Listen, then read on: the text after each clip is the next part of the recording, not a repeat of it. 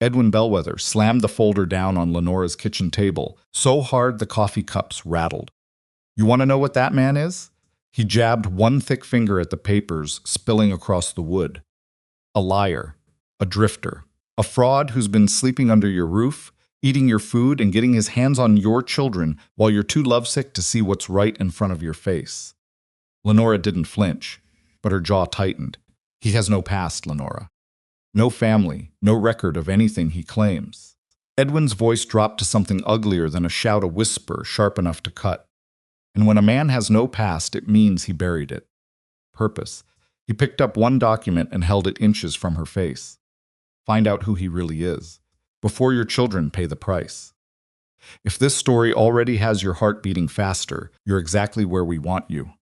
Subscribe to our channel and follow every twist to the very end, because the stories we tell don't go where you expect. Hit like and drop a comment telling us your city and country. We want to see just how far this story travels. Now, let's begin. The morning Harlan Voss rode onto Silver Briar Ranch. 3 of the hired hands were leaning against the fence near the main gate, and all 3 of them laughed before he even dismounted. It wasn't a mean laugh, exactly. It was the kind of laugh men produce when something confirms what they already believe about the world, that certain people belong in certain places, and certain people clearly do not. Harlan's coat had been mended so many times along the left shoulder that the patches had patches.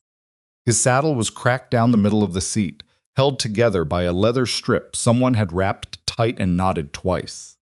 And his horse a bay gelding with a white patch above one nostril, and the calm, patient expression of an animal that had been through a great deal, looked approximately as tired as his rider.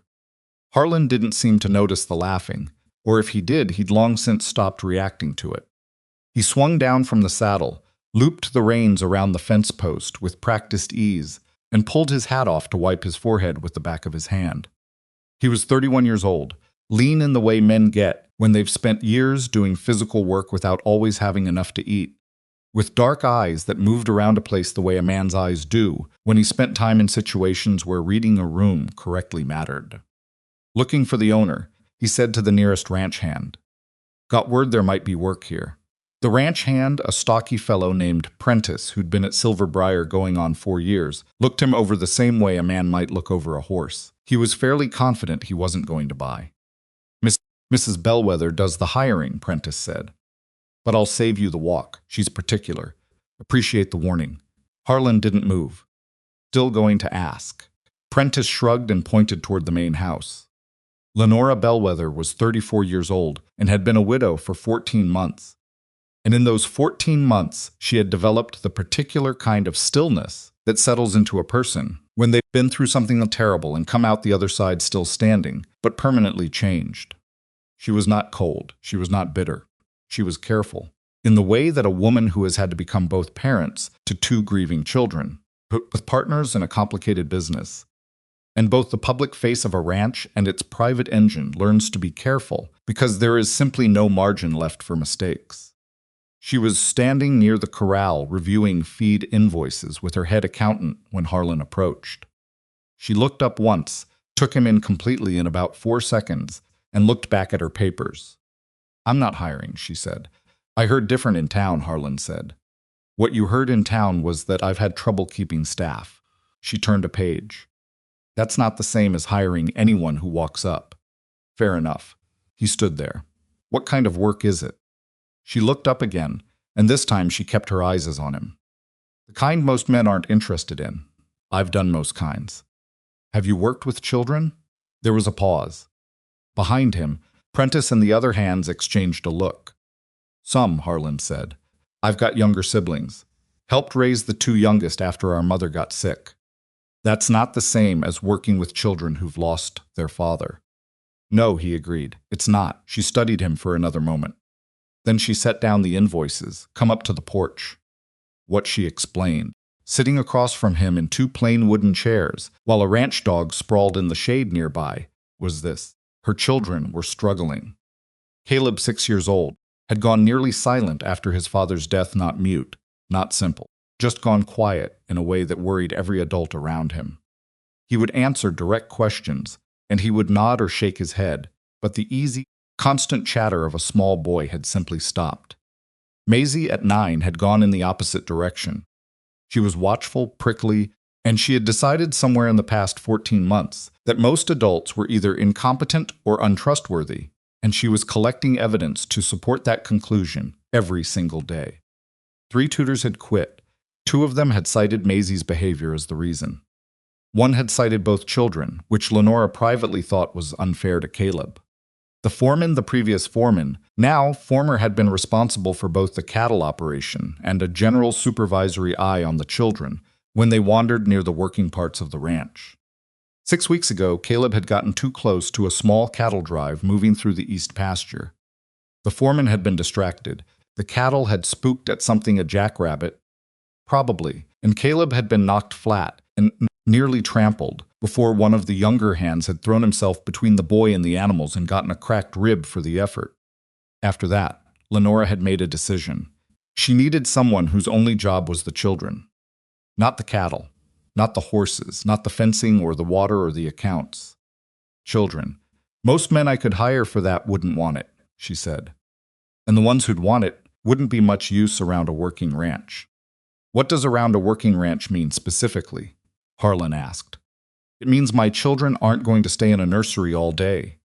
Maisie already refuses. Caleb follows her everywhere. They're going to be near horses and near cattle and near all the things that are genuinely dangerous about this kind of life. She paused.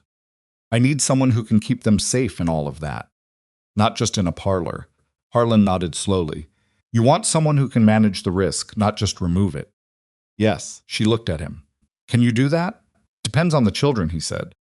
And whether they'll let me near them. It was the right answer. Lenora didn't say so, but something in her posture shifted almost imperceptibly. I'll give you 1 week, she said. Trial. You'll sleep in the bunkhouse. You'll take meals with the hands. Your job is the children, and nothing else unless I say otherwise. If it doesn't work, you leave without a fuss. Understood. One more thing. She leaned forward slightly. You will not try to replace their father. You will not pretend to be something you aren't. If Maisie decides she doesn't like you, you accept that and work around it. You don't push. Agreed, Harlan said. She stood up and extended her hand. He shook it. Firm, brief, businesslike. What should I start with, he asked. Caleb's wagon has a broken wheel. He's been upset about it for 2 weeks and nobody's fixed it. The materials are in the barn. Harlan nodded, picked up his hat, and went to find the barn. He had the wheel repaired before supper. Caleb discovered it the next morning. He stood in front of the wagon for a long moment, then crouched down and examined the new spoke, with the seriousness of a small engineer confirming structural integrity. He looked up at Harlan, who was nearby checking on his horse.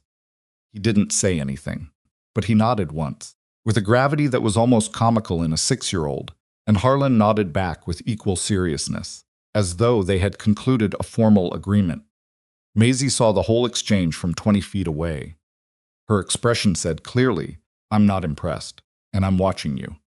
Harlan went about his morning. The first real test came 3 days in, and it arrived in the form of a thunderstorm. Wyoming in spring doesn't build up to its weather. It arrives.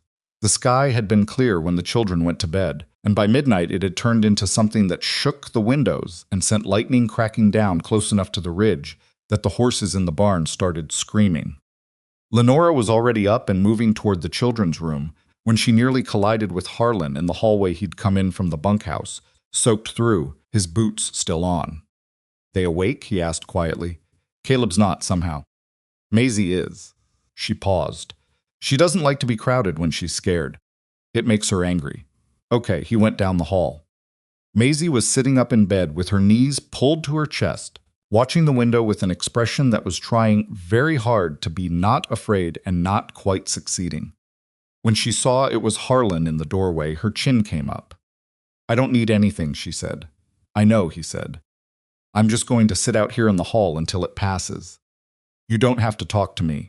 He sat down against the wall outside her door, back against the wood, long legs stretched out in front of him, still dripping rainwater onto the floorboards. Maisie said nothing for a while. Then, why are you sitting in the hall? Because the bunkhouse roof leaks, he said, which was partly true. Another silence. It's loud tonight, she said. He said, "It is." He didn't tell her it was fine, or that she shouldn't be scared, or that everything was going to be all right. He just sat there. And somewhere around 1 in the morning, the storm started to ease, and Maisie fell asleep sitting up, and Harlan stayed in the hall until he was sure she was properly down before he went back to the bunkhouse. Lenora had been listening from the far end of the hall. She didn't say anything about it in the morning. By the end of the first week, neither child had told Harlan to leave. That was, in Lenora's experience, a remarkable outcome. Kept him on. The weeks that followed developed their own rhythm. Harlan took breakfast with the hands, but usually ended up near the children within the hour, not by hovering but by being present in whatever space they naturally occupied. He had a gift for near invisibility, for being close, without being intrusive, for being available without making anyone feel watched. He started teaching Maisie about horses in a way no one had thought to, before, not as animals to be handled or managed, but as individuals with consistent personalities and readable emotional states. He showed her how a horse's ears told you where its attention was, how the tension in a horse's neck telegraphed whether it was calm or worried, how the angle of a horse's hindquarters could tell you whether it was thinking about kicking before it actually decided to. Maisie, who had the kind of mind that loved systems and categories and information that felt genuinely useful rather than decorative, absorbed all of it with an intensity that was startling. Within 2 weeks, she knew the personality of every horse in the Silver Briar barn. Within 3, she was pointing out to Harlan things he'd missed. He told her so, openly and without softening it into a compliment. "You saw that before I did," he said, after she noticed that one of the older mares was favoring her left foreleg 2 days before it became an obvious limp. Good eye. Maisie looked like she wasn't sure what to do with that. Adults usually told her she was smart in the way they'd tell her she had pretty hair as a pleasantry, a conversational nicety. Harlan said it the way he'd say it to another ranch hand, as a fact, neutrally delivered. She didn't smile, but her shoulders dropped about half an inch. With Caleb, it was different and slower, and required a particular kind of patience that Harlan seemed to have in reserve somewhere. Caleb would not be rushed. He would not be coaxed, and he would not respond to cheerfulness deployed at him like a tool. What he responded to was Harlan simply being near him and doing things quiet, absorbing things that Caleb could observe and eventually, if he chose, participate in. Harlan started carving a small horse from a scrap piece of pine one evening after supper, working on the bunkhouse steps where Caleb had been sitting nearby for no apparent reason. He didn't invite Caleb to watch, and he didn't narrate what he was doing. Worked.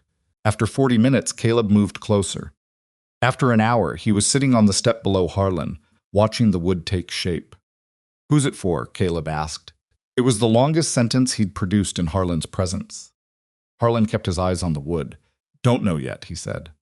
Hadn't decided. Caleb considered this. "It looks like Chester," he said. Chester was the old roan gelding that had lived at Silver Briar since before Caleb was born. "Could be Chester," Harlan agreed. 2 evenings later, he gave the finished carving to Caleb without ceremony. Just set it on the step beside him and went back inside. Caleb carried it with him for the next 3 weeks, everywhere he went. Lenora watched all of this. She watched it in the way a person watches something they've been hoping for without letting themselves believe it might actually happen. And the combination of relief and something more complicated moved through her quietly every time she caught a new evidence of it. Caleb eating with appetite at supper again. Maisie asking Harlan questions instead of declaring positions. Both children gravitating toward him in the mornings before he'd had time to come looking for them. She was not naive about what she was feeling. She knew exactly what it was, and she had a fairly long list of reasons why it was a terrible idea, starting with the obvious ones about employers and employees, and the particular social arithmetic of Wyoming in 1882 that would not look kindly on a wealthy widow spending evenings on the porch with a hired hand. She kept the evenings brief and businesslike for exactly 3 weeks. Then one evening, Harlan came to give her a report on Caleb's writing progress. She had asked him to update her weekly, and the report ran long because she kept asking follow-up questions, and somewhere in the middle of the conversation the sun went down, and neither of them noticed until the first stars appeared. She noticed him notice the stars. He looked up with the automatic reflex of a man who has spent years sleeping outside, reading the sky the way people who live indoors read clocks. "You know the constellations?" she asked. "Some. The useful ones. The ones that tell you where north is and what the weather's doing." He paused. "Not the ones with the stories." "My husband knew those," she said, before she thought about whether to say it. He'd name them all for the children on clear nights. Stay up too late. There was a silence, not uncomfortable. "Do you miss it?" Harlan asked. The knowing where he was part. Before, she looked at him. Nobody had asked her that before. Everyone had asked if she missed him, which was a question with such an obvious answer that she'd stopped being able to feel the question anymore.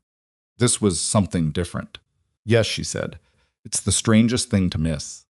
Not his face or his laugh, just knowing what direction he was in. Harlan nodded like he understood, and she believed he did. She went inside shortly after, before she said anything else she hadn't planned to. Edwin Bellwether arrived on a Tuesday. Edwin was her late husband's brother, 53 years old, square-built and prosperous. With the manner of a man who had spent his life making decisions he considered obviously correct, and couldn't understand why other people kept complicating things. He had never liked Lenora. Not entirely she had been too competent, too independent, too clearly the engine of Silver Briar in ways that made his brother's contributions look decorative by comparison. He had been courteous about it, for Thomas's sake. Thomas was gone now. He came with a fixed smile and a box of chocolates for the children, and spent the first 20 minutes of his visit discussing Silver Briar's finances in ways that were technically questions but structured like assessments, inventorying her situation. Then he met Harlan. He came across him and Maisie in the barn, where they were working through the hay supplies. Maisie was doing the arithmetic on a small slate, and Harlan was reading out numbers from the inventory sheets and checking her calculations. Edwin stood in the doorway and watched for a moment before he spoke. "Who is this?" he asked, not to Harlan and not quite to Maisie. The tone was the tone of a man identifying an unexpected piece of furniture. "Harlan Voss," Harlan said, without looking up from the inventory sheet. "I work here." Edwin's gaze moved to Maisie, then back. "What is he teaching you?" he asked her. Maisie looked up from her slate. "Inventory arithmetic," she said. "He says I need to know how to tell when the numbers don't match, before I can trust anyone else to do the numbers for me." Edwin looked at Harlan with an expression he probably believed was pleasant. "Interesting approach," he said. Harlan looked up at him then. "A brief, even look. She's good at it," he said. He went back to the inventory sheet. Edwin left the barn without saying anything else. And that evening, after the children were in bed, he found Lenora in her study, and he was significantly less pleasant. "That man," he said, "has no business being around your children. He's done more for them in 6 weeks than anyone else has managed in 14 months. Lenora kept her voice calm, because she'd had this kind of conversation with Edwin before, and losing her calm was always a point to him. "He's a drifter. He has no history, no family, no references beyond a few names in whatever town he last passed through." "Checked his references. You checked what he gave you." Edwin set his glass down. "Lenora, listen to what I'm telling you. A man like that doesn't attach himself to a wealthy widow's children out of the goodness of his heart. He's positioning himself. And you are letting him do it because you are lonely, and you are grateful, and you are not thinking clearly." The room was very quiet. "That's enough, Edwin." "Is it? Because from where I'm standing, you have a man with no verifiable past eating at your table, sleeping on your property, and being treated as a trusted member of this household. What do you actually know about him? Where he came from? What he left behind? Why he's drifting at 31 years old, with a horse that can barely carry him and a coat that belongs in a ragpicker's cart?" Stood up. "He stays. That's my decision, and it's made." Edwin picked up his hat from the chair beside him. His voice dropped, which was always more dangerous than when it rose. "People are talking," he said. "Investors, the men who have stakes in Silver Briar's future. They are watching how you conduct yourself here, and what they are seeing concerns them. You may find that support comes with expectations, Lenora. And right now, you are not meeting them." He left. Lenora sat back down. She looked at her desk for a long time without seeing any of it. She knew Edwin well enough to know that his concern for her reputation was, at its core. Concern for his own influence over Silver Briar influence that had always been limited by Thomas's loyalty to her. And that had contracted further after Thomas's death, when she'd proved she could run the ranch without Edwin's advice. He wanted leverage. He was looking for it. But she also knew that he wasn't entirely wrong about the financial stakes. Silver Briar had significant obligations, certain investors whose goodwill mattered, a reputation in the Wyoming cattle community that she had spent 14 months carefully maintaining. The question she sat with, alone in her study, was whether any of that would matter to her children in 20 years when they looked back on this time and tried to remember what their childhood felt like. She went to bed without an answer. She woke up to Prentice hammering on her door at 4 a.m. The spring storm had arrived while everyone was sleeping. Not the kind that announced itself, the kind that simply appeared, fully formed and furious. The rain hitting so hard it turned the yard into a moving river, and the wind folded the upper branches of the cottonwoods at the creek bed into angles they were not meant to achieve. "Caleb," Prentice said when she opened the door. "He's not in his room." She dressed in 30 seconds. She was down the stairs and out the door into the rain before she consciously decided to move. The yard was dark, the lanterns useless in the wind, the ground turning to mud under her boots in real time. Harlan was already outside. He was saddling his horse not quickly, with the controlled efficiency of someone keeping their actions deliberate, because deliberate was all that stood between useful and chaotic. He had a lantern in one hand, and his coat was already soaked through. "Where?" she asked. "Maisie says he went out after supper to check on Chester," Harlan said. She didn't tell anyone because she thought he'd be back in 10 minutes. He tightened the cinch. "He knows the creek path. The creek was flooding. You could hear it from here. I'll go with you. Stay with Maisie." He looked at her directly, and his voice was not gentle about it. "She's alone in there, and she's scared, and she needs her mother. I'll find him." He mounted and rode into the rain. Lenora went inside. Maisie was standing at the top of the stairs in her nightgown, and her face was doing something that 9-year-old faces should not have to do, the white, rigid expression of a child trying very hard not to fall apart. Lenora opened her arms, and Maisie came down the stairs and walked into them without her usual hesitation. "He's going to find him," Maisie said. Not a question. Decision. "Yes," Lenora said. They sat at the kitchen table and waited. Harlan found Caleb 1.5 miles from the ranch house, where the creek path ran close to the water, and a section of embankment had given way in the rain, dropping Caleb's small wooden wagon. He'd gone after it. Apparently, it had rolled in his wake into the creek shallows. Caleb himself was on solid ground, wedged between 2 fallen cottonwood branches at the edge of the bank, cold and terrified but unhurt. He had stopped crying before Harlan arrived, which Harlan later thought meant the boy had been alone in that dark and rain for long enough to run out of tears.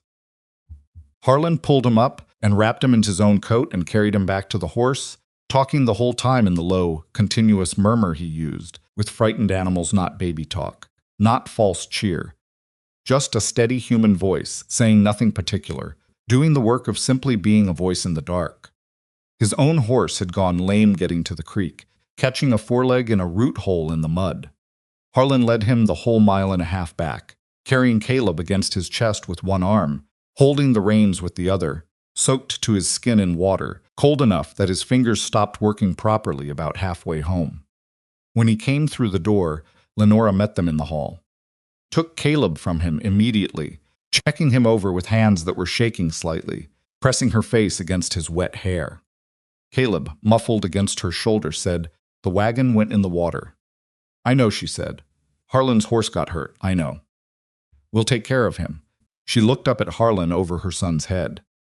Harlan was standing in the middle of her hall, dripping creek water onto the floorboards, his hands hanging at his sides because he'd lost the fine motor function needed to do anything with them. His color was wrong. She could see he was shivering in the controlled, teeth-clenched way men shiver when they're trying to prevent themselves from shivering and it's no longer working. "Sit down," she said. "The horse Prentice is out there." "Sit down, Harlan." He sat down on the hall bench. Maisie appeared from the kitchen with a blanket she'd found it herself. without being asked and draped it over his shoulders with the matter-of-fact efficiency of someone who has decided to be useful, because being useful is the only way she knows how to handle things that frighten her. Harlan looked at her. "Thank you, Maisie," he said. His voice was rough. Maisie didn't say anything, but she pulled the blanket tighter around his shoulders before she stepped back. Lenora put Caleb to bed, returned to the hall, and found Harlan still sitting on the bench, his elbows on his knees, looking at the floor. His color was slightly better. Slightly.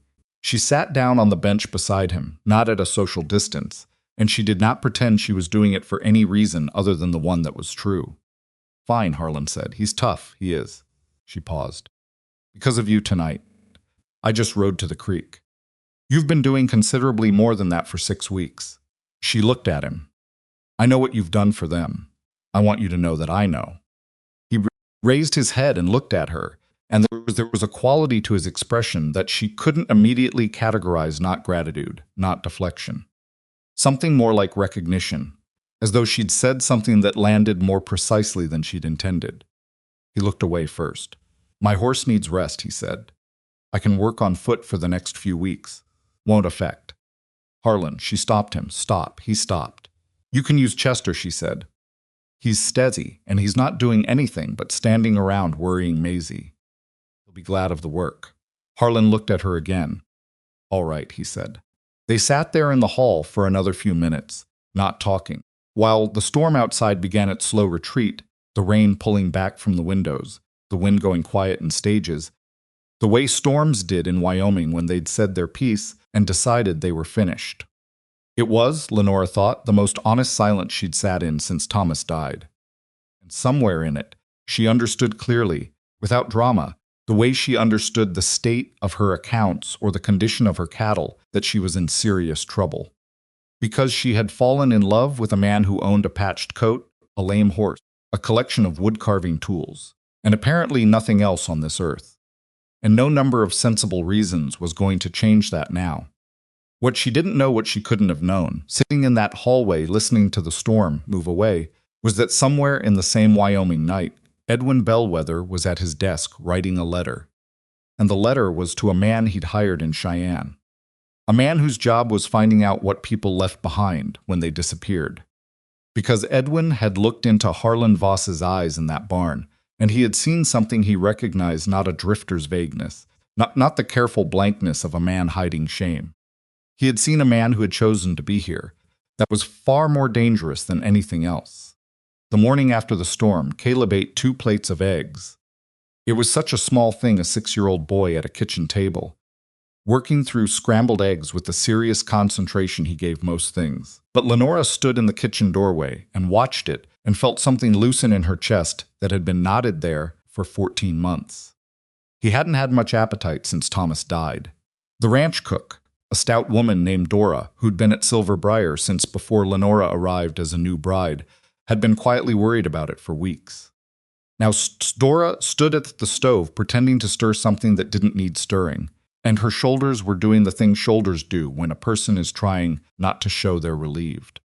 Harlan was at the table too, across from Caleb, eating slowly because his hands were still stiff from the night before. He'd refused to stay in bed when Lenora had suggested it, suggested being the word she used, firmly, and he'd come to breakfast, looking like a man who'd argued with himself about it, and lost by a narrow margin. His color was back. The stiffness in his hands would pass. The horse, Prentice had reported, had a strained tendon but no fracture, and would need 6 weeks of rest. Maisie came down late, which was unusual for her. She sat beside Caleb and looked at her brother with the careful attention she'd been giving him, since he'd come home last night not hovering, exactly. More like the alertness of someone who's been reminded that the worst can happen and has recalibrated accordingly. "You're an idiot," she told him with considerable tenderness. "I know," Caleb said. Harlan looked down at his coffee cup. That afternoon, Lenora sat down at her desk and wrote Edwin a letter. Not an angry one. She'd learned that angry letters to Edwin were ammunition, but a clear one. She told him that Harlan Voss had ridden into floodwater the previous night to find her son, and that her son was home and well, and that she would thank Edwin to confine his opinions about her household to himself until he was invited to share them. She sealed it and gave it to the postwriter without rereading it, because she'd learned that rereading gave her time to soften things she'd said correctly the first time. She didn't think Edwin would let it go, but she had other things to focus on. The weeks that followed the storm had a different texture than the ones before. Something had shifted, not dramatically, not in a way anyone announced, but it was there in the small geography of daily life, in the way the children moved around Harlan and the way he moved around them. Careful provisional quality was mostly gone.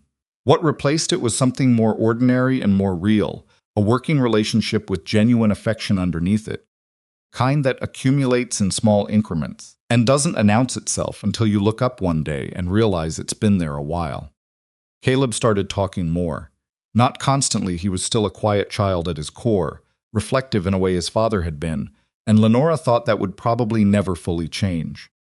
But the silence had transformed from absence into something more like preference, which was different. He had opinions now, he expressed them. He argued with Maisie about which of Chester's moods was the most predictable, using the vocabulary Harlan had been teaching them both, and the argument was precise and detailed and completely wrong on both sides.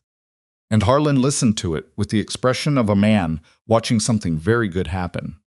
With Maisie, the change was subtler and in some ways more significant, because Maisie was the one who had decided trust was something adults needed to earn through a process that took considerable time and could be revoked. She still didn't offer it easily, but she had started asking Harlan things, real questions, not the testing ones she'd been lobbing at the beginning. How a horse decided to trust a rider and what you could do if it didn't.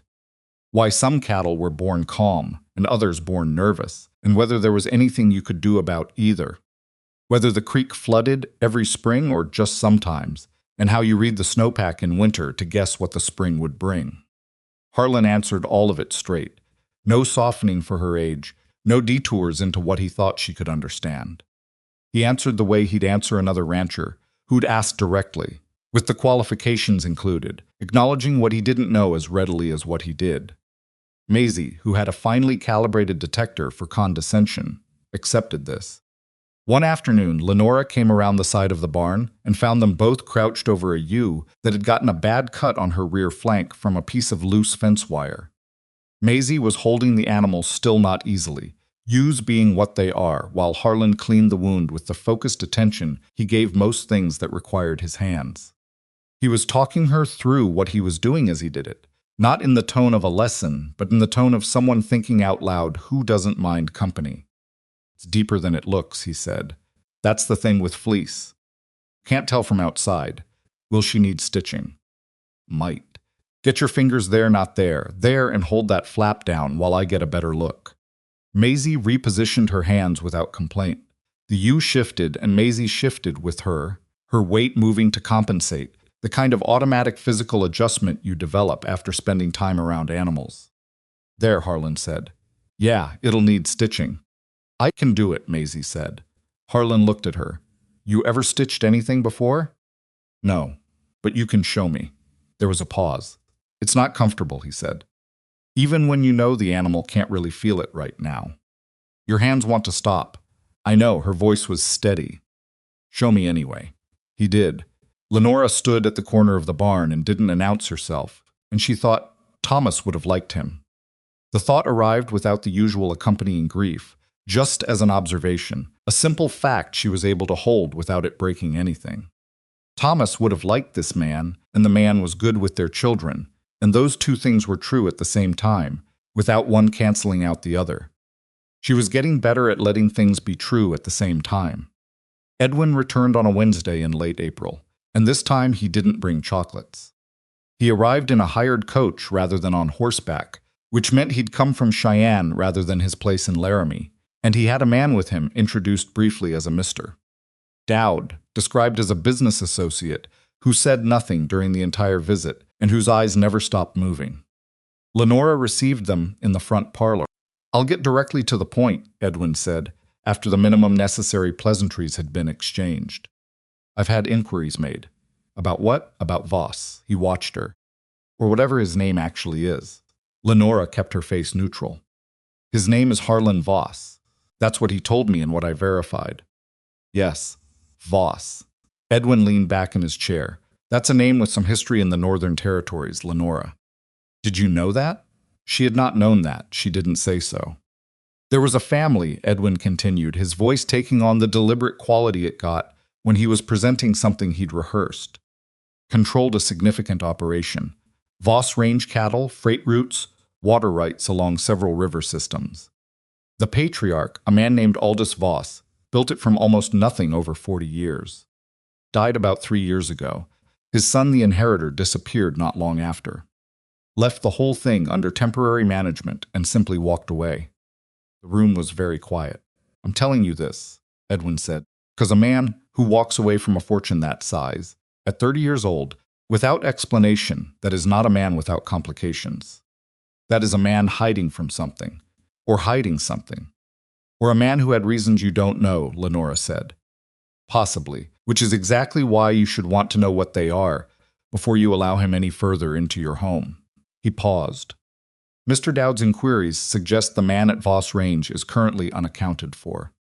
Which means either the man working in your barn is not who I think he is, or he is exactly who I think he is, and he hasn't chosen to tell you.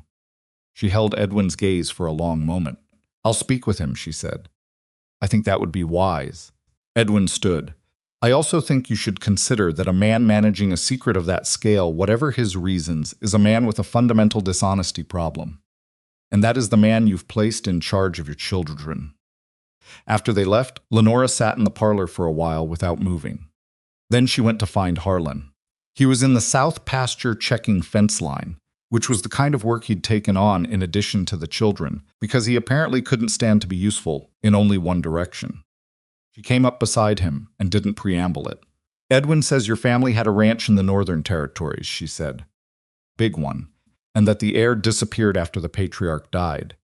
Harlan was looking at the fence post in front of him. His hands had gone still. He's wrong about some of it, Harlan said. Not the part about the ranch. Then which part is he wrong about? Turned to look at her. His expression was not guilty, which was what she'd been braced for. It was tired, the specific tiredness of someone who has been carrying something a long time and has just arrived at the moment they knew was coming. He says you disappeared, she said, that you left an inheritance and vanished. That part's accurate. Why? He looked back at the fence post. He was quiet for long enough that she thought he might not answer, and she was deciding how to press it when he spoke.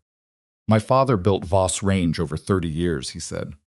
In the last 10 of those years, it became the only thing that mattered to him. Not the people on it, not my mother, not me, the size of it. Control of it. He paused. He pushed out 3 families from water access that they'd been using for 20 years because the legal claim was technically his, and he decided he wanted the fees. Good families. People who'd been there as long as he had. Another pause. My mother got sick the last year of his life. He was at the Cheyenne land office the week she died, working on an acquisition. Lenora said nothing.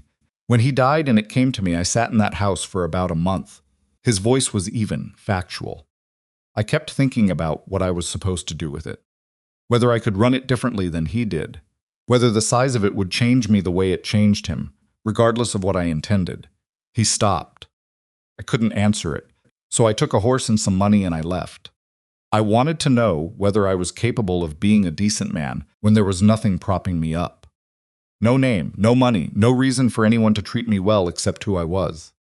He finally looked at her again. I should have told you, he said. I know that. I made a choice to keep it separate, and I've been aware every day that it was the wrong choice. Lenora looked at him for a long time. Are you going back? She asked. I don't know. That's not an answer. No, he said. It's not. He turned back to the fence post. I haven't decided. Part of what I've been figuring out, being here, is whether I can go back to it and manage it the way it should be managed, or whether I'd be better walking away from it for good and letting the courts sort out who inherits the mess. And I think walking away from something just because your father made it wrong is also a kind of cowardice, he said. So I'm leaning toward going back, eventually, when I've figured out who I am without it. She was quiet for a moment. Is that why you're here? She asked. Working this job. Is this part of the figuring out? He looked at her. and there was something in his expression that was more exposed than anything she'd seen from him before. "Yes," he said, "but it's not all it is anymore." She heard what he meant. She let herself hear it. "All right," she said. "All right, what?" "All right, I understand why you didn't tell me. I don't think you were wrong to want to know who you were without it." She held his gaze. "But if Edwin presses this further, and he will, I need you to be straight with me before he can get there first. Whatever else he's found or is going to find. No more of me learning things from him." "Agreed," Harlan said. "Whatever you want to know." "Not tonight," she said, "but soon." She walked back toward the house, and she didn't let herself think too hard about the second half of what he'd said, because she had a ranch to run and 2 children who needed supper, and there was simply no time for the rest of it right now. The rest of it waited, patient and persistent, the way things that are true tend to do. Edwin, true to form, did not let it rest. He began working the social edges of Silver Briar's world, the investors, the neighboring ranchers, the community of Laramie where Lenora bought supplies, and where Silver Briar's reputation had value. He didn't make accusations. He was too careful for that. What he did was raise questions, the kind that traveled between people at a Saturday supper or a cattle auction, the casual, devastating kind. "Have you heard anything about the bellwether woman's hired hand? Odd situation over there. That Voss name sounds familiar, doesn't it? Makes you wonder." Lenora heard about it from 3 different sources within 2 weeks, which meant she was probably hearing it later than it had started. She called in her accountant and spent a long evening reviewing Silver Briar's financial position. It was not dire. The ranch was profitable, well managed, with reserves that Thomas had built carefully over years. But there were 2 significant loans, outstanding legitimate operational loans, standard practice for a ranch this size, and the lenders were men who moved in Edwin's social orbit. She was not naive enough to think that was a coincidence. The thing about Edwin was that he was patient. He didn't throw things at walls. He found the one wall that had a crack in it and applied pressure steadily and consistently until the crack became a problem she had to deal with. She tried to explain this to Harlan one evening because she'd decided she was done managing him at arm's length. "He's not going to come at you directly," she said. "He's going to come at the ranch. Make the ranch expensive enough to hold that I have to start making choices about what I can afford." Harlan looked at her across the kitchen table where they'd spread out her accounts. "What does he actually want?" "Influence. Over Silver Briar. Over me." She turned a page of ledger. "He wanted it when Thomas was alive, too. Thomas kept him out. Now Thomas is gone, and I'm a woman, and Edwin thinks that makes the equation different. Does he have any legal standing? None. Thomas was extremely clear in his will. Silver Briar is mine outright." She paused. "Which is why he can't come at me legally. So he comes at my reputation and my financing, and he waits." "And Voss Range," Harlan said carefully. She looked at him. "Edwards knows who I am now," Harlan said. "He's smart enough to know that if I go back to Voss Range, that changes your position significantly. More resources, more legal standing, more." He stopped. "He's going to try to make that look like the manipulation he already accused me of." "Yes," she said, "he is. Lenora." He said her name with careful deliberateness. "I want to be clear about something. Go ahead. Whatever I decide to do about Voss Range, and I am still deciding, it doesn't change what I'm doing here. My reasons for being here aren't about the land." She held his gaze. "I know that, do you?" "Yes." She looked down at the ledger. "But Edwin is going to make sure nobody else does. And I need to think about how to handle that without either of us handing him a weapon he can use." It was the first time she'd said us in the context of a problem that was both of theirs. Neither of them remarked on it. By May, the children had developed a Saturday routine that had emerged entirely on its own. Without anyone planning it, Harlan would take them both on a long morning ride, the 3 of them, across the southern range where the grass was coming in green and the cattle moved in their slow grazing patterns, and the light came over the ridge in a particular way that Lenora thought was probably the most beautiful. Thing about Silver Briar, if you had time to notice it. They'd come back by noon. Caleb would be flushed and talkative. Maisie would be in the specific state of peace that physical activity in open air produced in her, not soft exactly, just open. One Saturday in mid-May, Lenora was watching them leave from the porch, Harlan on Chester, the children on their respective small horses. the whole party moving at Caleb's speed toward the south ridge when Prentice came up behind her. "You going to marry him?" he asked. She turned and looked at Prentice, who was the most straightforward man she'd ever employed, and apparently had decided this morning was the time to demonstrate it. "That's an extremely forward question," she said. "Yes, ma'am." He didn't look embarrassed. "The hands are wondering. I'd rather they hear something from me than keep speculating." "Tell them it's none of their business." "Already did." "They're still speculating." He paused. "For what it's worth, there's not a man in that bunkhouse who'd say a word against him." After the storm, what he did for the boy. He shifted his weight. "I just thought you should know that part. The rest of it's none of my business." He went back toward the barn. Lenora turned back to watch the riders disappear over the ridge. She was aware that things had moved somewhere she hadn't quite authorized them to move. Not dramatically, there'd been no declaration. No moment anyone could point to and say, "Here, this is where it changed." But it had changed, in the accumulated way of things that happen between people who spend significant time in proximity to each other under circumstances that strip away the usual pretenses. She trusted him. That had happened first, gradually, built out of watching him with her children over months. The rest of it had grown from the trust, the way things grow from ground that's been prepared without anyone intending for anything to grow there. She hadn't said any of it to him. She wasn't going to say any of it to him, not yet, not while Edwin was circling, and the financial pressure was building, and the whole situation had too many moving pieces for her to add another one. But she was aware of it, constantly inconveniently aware of it. The letter from Edwin arrived the following week, formal typed, which meant he'd brought in his solicitor. It outlined, in precise and measured language, concerns about the management of Silver Briar in the wake of Thomas Bellwether's death, questions about certain financial decisions Lenora had made in the past 14 months, and a formal request was the word used for an accounting of all significant expenditures and staff arrangements at the ranch. He had no legal right to demand any of it, but the letter was constructed to make that unclear unless you read it very carefully. She read it 3 times.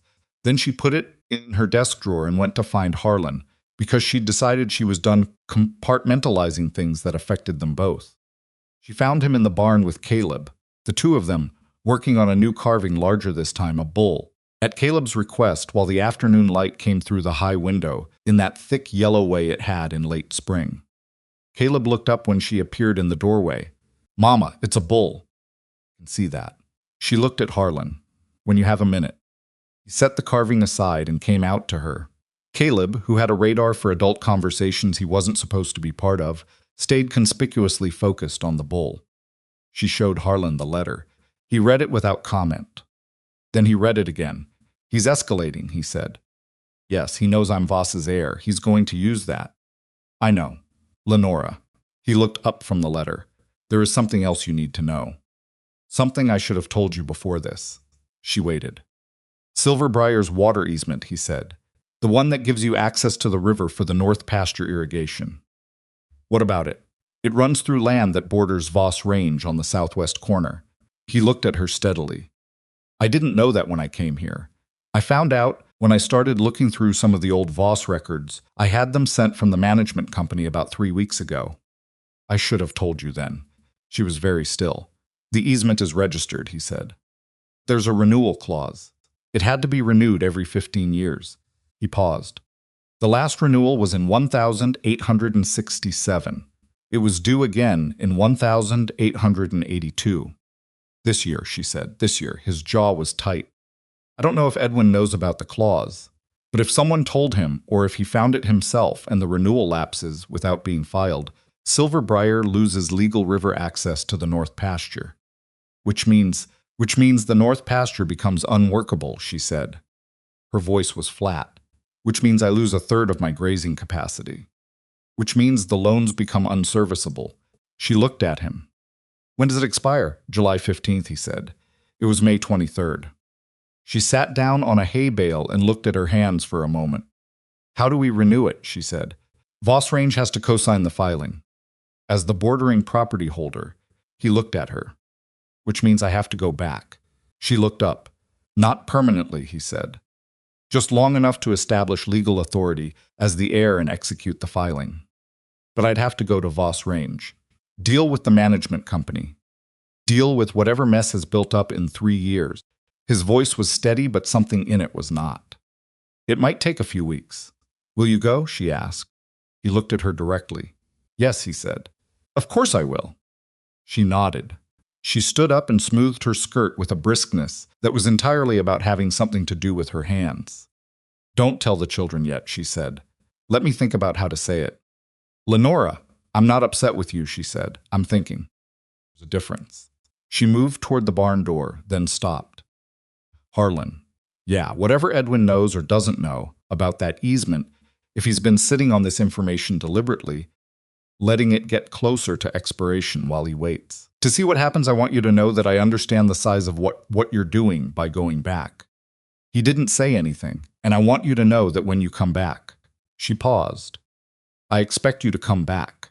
She walked out of the barn before he could respond, back into the late afternoon light, her mind already moving through what had to be done, and in what order, and who she needed to speak to, and how much time she had. Behind her in the barn, Caleb's voice drifted out, calm and unbothered. Is the bull's nose too big, he asked. And Harlan's voice, after a moment, little bit, yeah. Fix it. The ordinariness of it caught her somewhere between the barn and the house, and she stopped for a moment with her back to both of them, looking at nothing in particular. She had 7 weeks, and she had just told a man who technically worked for her, a man who had no verifiable history and a hidden fortune, and a complicated story she was still learning, that she expected him to come back. Which meant she had also told him something else. She walked the rest of the way to the house without stopping again, because there was work to do, and Lenora Bellwether had never once in her life solved a problem by standing in a yard feeling things about it. He left on a Thursday morning, which was ordinary enough that it almost felt wrong. Caleb was at the corral, Maisie was in the barn. Lenora had told them the previous evening, simply and without ornamentation, Harlan had business to attend to up north, property matters that needed his presence, and he would be gone a few weeks. Caleb had received this information with his characteristic stillness, sitting with it for a long moment before asking whether Chester would be all right while Harlan was away. Maisie had said nothing, which was worse. That morning, she didn't come out to say goodbye. Harlan noted it. He noted it the way he noted most things, without comment, filing it away, understanding what it meant without requiring it to be explained. He tightened the cinch on a borrowed horse, a solid gray gelding from Silver Briar's working stock, since his own was still 3 weeks from sound, and checked his saddlebags twice, the mechanical double-checking of a man whose mind is elsewhere. Caleb was leaning on the corral fence in the posture he'd developed for watching things he wasn't sure about. Both arms folded over the top rail, chin resting on them. How many weeks, he asked. 2 or 3, Harlan said.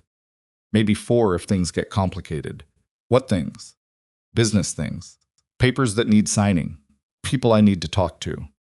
Caleb considered this. Boring things. Mostly, yeah. Will you write? Harlan looked at him. The question was so straightforwardly practical, not pleading, not dramatic. Just Caleb applying direct logic to a problem that it caught him somewhere unguarded. I'll write, he said.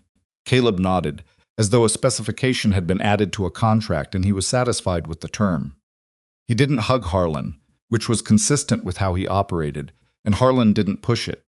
He put a hand briefly on the back of the boy's head, the way you do with someone you've known a long time, and Caleb leaned into it for exactly 1 second before straightening back up. Lenora walked him to the gate. It was a short walk. They didn't fill it with conversation, which by now was not uncomfortable between them, the way it would have been with other people. At the gate, he stopped and turned to her. The management company's name is Galton Sons out of Sheridan, he said. If you need to reach me and a letter's too slow, you can wire them and they'll get word to me. I've already sent ahead, all right. The easement filing paperwork, I'll wire you the reference numbers once I have them, so you have documentation on your end. All right. He was giving her practical information because they were both people who dealt with things practically, and also because practical information was easier to hand someone than what was actually occupying the space between them. Harlan, she said, yeah, don't let them talk you into anything up there. She looked at him steadily. The management company. whatever lawyers show up. People who've been running something for 3 years without the actual owner present tend to have ideas about how it should continue. Something shifted in his expression. I know. I mean it. You know what you want to do with it. Don't let anyone else define that for you while you're in their territory. He looked at her for a moment. When I get back, he said, carefully, I'd like to talk to you about some things. I know, she said. Do yes, she held his gaze. Go fix your easement. Come back. She turned and walked back to the house before she said anything she hadn't planned to say in a yard with Caleb 30 feet away. He rode out. The road north to Sheridan was 4 days, 5 if the weather turned. Gave Harlan time that he hadn't asked for and had no particular use for time that mostly organized itself into a long, uncomfortable conversation with himself about the previous 14 months and what they meant and what he was going to do about them. He'd left Voss Range 3 years ago because he needed to know who he was without it. He thought he'd learned that, or enough of it. He was a man who could work with his hands and sleep in a bunkhouse and be trusted with children and carry someone through floodwater without expecting a reward. He was a man who had a temper he kept on a short leash and a stubbornness that occasionally served him and occasionally did not, and a tendency toward silence that people sometimes read as coldness and sometimes as calm, and which was neither exactly. He was also a man who had spent the last several months falling in love with a woman who ran a ranch better than most men he'd known, who had 2 children he'd gotten used to thinking of as something that mattered to him personally, and who had told him in the plainest possible language she was capable of to come back. He rode into Sheridan on the 4th afternoon, found a room at the hotel, and sent a wire to the Galt & Sons office. They were there the next morning. There were 2 of them, Warren Galt, elder, who had managed Voss Range since Harlan's father hired him 12 years ago, and a younger man introduced as his associate, Clement Rigby.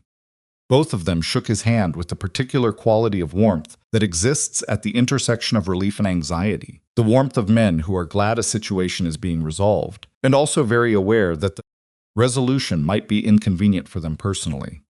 The first meeting took place in the Galt & Sons office, a room lined with filing cabinets and stacked with ledger books, and it established 3 things in the first 20 minutes. First, Voss Range was still profitable, despite 3 years without its owner. The land was too good and the existing infrastructure too solid for mismanagement to have fully undone it yet. Second, there had been significant mismanagement anyway.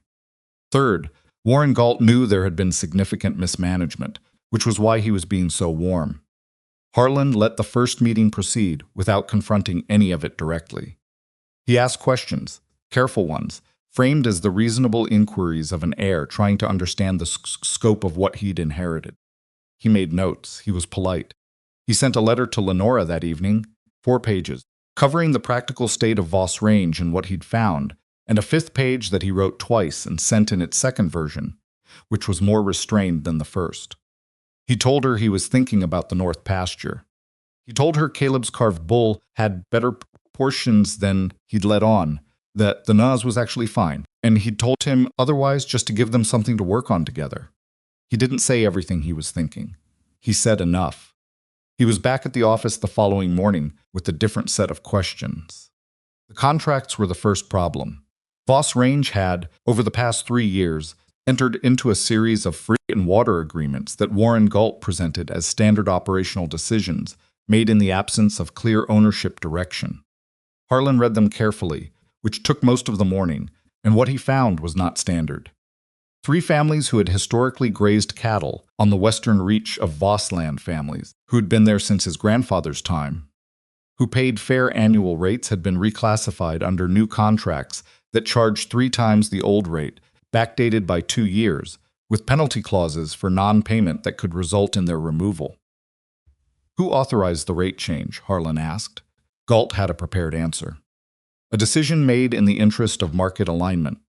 Competitive analysis of regional grazing rates. Harlan listened to all of it. Which families haven't paid the new rate? He asked when Galt finished. Pause. All 3 currently. They've contested the increase. Meaning they've been paying the original rate. Meaning they've been in breach of the new contract. The contract they didn't agree to. Harlan set the papers down. These get voided. We go back to the original terms. Galt's expression remained professionally controlled. That's a significant revenue adjustment. Those families have been on that land longer than I've been alive, Harlan said. We go back to the original terms. What else? There was more. There was considerably more, and it took 3 more days to get through all of it. And by the end of it, Harlan had a clear picture of exactly what Warren Galt and Clement Rigby had constructed in his absence, not criminal, not precisely, but the product of 3 years of incremental decisions that each made some local sense and together amounted to a systematic extraction of value from people with less power than the ranch. He also found the connection to Edwin. It was in a correspondence file that Rigby produced reluctantly on the 3rd day. In response to a specific document request, Harlan had constructed carefully based on what he already suspected. 4 letters exchanged over the past 8 months between Clement Rigby and an attorney in Laramie named Forsyth. Forsyth was Edwin Bellwether's solicitor, the same man who'd drawn up the formal letter sent to Lenora. The letters discussed, in the careful language of men who knew they might eventually be read by someone they didn't intend, a matter of mutual interest involving water access and an easement renewal in Platte County. They discussed the value of allowing a specific filing deadline to lapse. They discussed what the consequences of that lapse would be for a ranch called Silver Briar and how that might be expected to affect the ranch's financial position and what opportunities might arise in the aftermath. They did not discuss Edwin by name. They didn't need to. Harlan read all 4 letters twice, sitting in the Galt and Sons office, while Warren Galt sat across from him with the face of a man watching something go exactly as badly as he'd feared. "How long have you been working with Forsyth?" Harlan asked. "I don't have a relationship with Rigby," Harlan said. Not loudly. "How long?" Rigby was 28 years old and did not have Galt's experience at sustained professional dishonesty. "About a year," he said. "Did you know what the easement lapse would do to Silver Briar?" Pause. That was answer enough. Forsyth said it was a legal business matter, that the filing had simply lapsed through normal oversight. It hadn't lapsed. He was counting on it lapsing, because nobody with authority over Voss Range was here to renew it. Harlan set the letters down. "I'm going to need copies of all 4 of these." Galt started to object. "I own this property," Harlan said. "These are documents generated in the management of my property. I'll have copies today." He sent them to Lenora with his next letter, along with the completed easement renewal filing and the reference numbers she'd need. He also sent a separate wire to a Sheridan attorney he'd used years ago, a man named Caldecott, with a brief summary of the situation and a request for a meeting. Caldecott met him that evening. "You want to go after Edwin Bellwether," Caldecott said, reading through the copies. "I want to understand what I have. What you have is circumstantial but suggestive. The letters establish a relationship and a common interest. They don't explicitly say Bellwether directed any of it." Caldecott set the papers down. "What they do establish, clearly, is that Rigby was using his position managing your property to benefit a third party at the expense of another party, Silver Briar, whose interests were affected by decisions made about Voss Range. That's a problem for Rigby and probably for Galt. For Edwin, depends on what else you can find." Caldecott paused.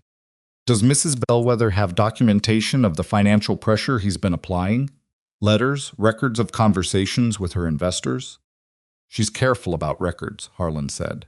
"She'll have kept everything." "Then you send me what she has, and I'll tell you what you've got." He wrote to Lenora that night. It was a longer letter than the previous ones, and more direct, laying out what he'd found, and what Caldecott thought, and what he needed from her. At the end of it he wrote, "I know this is a lot to receive in a letter.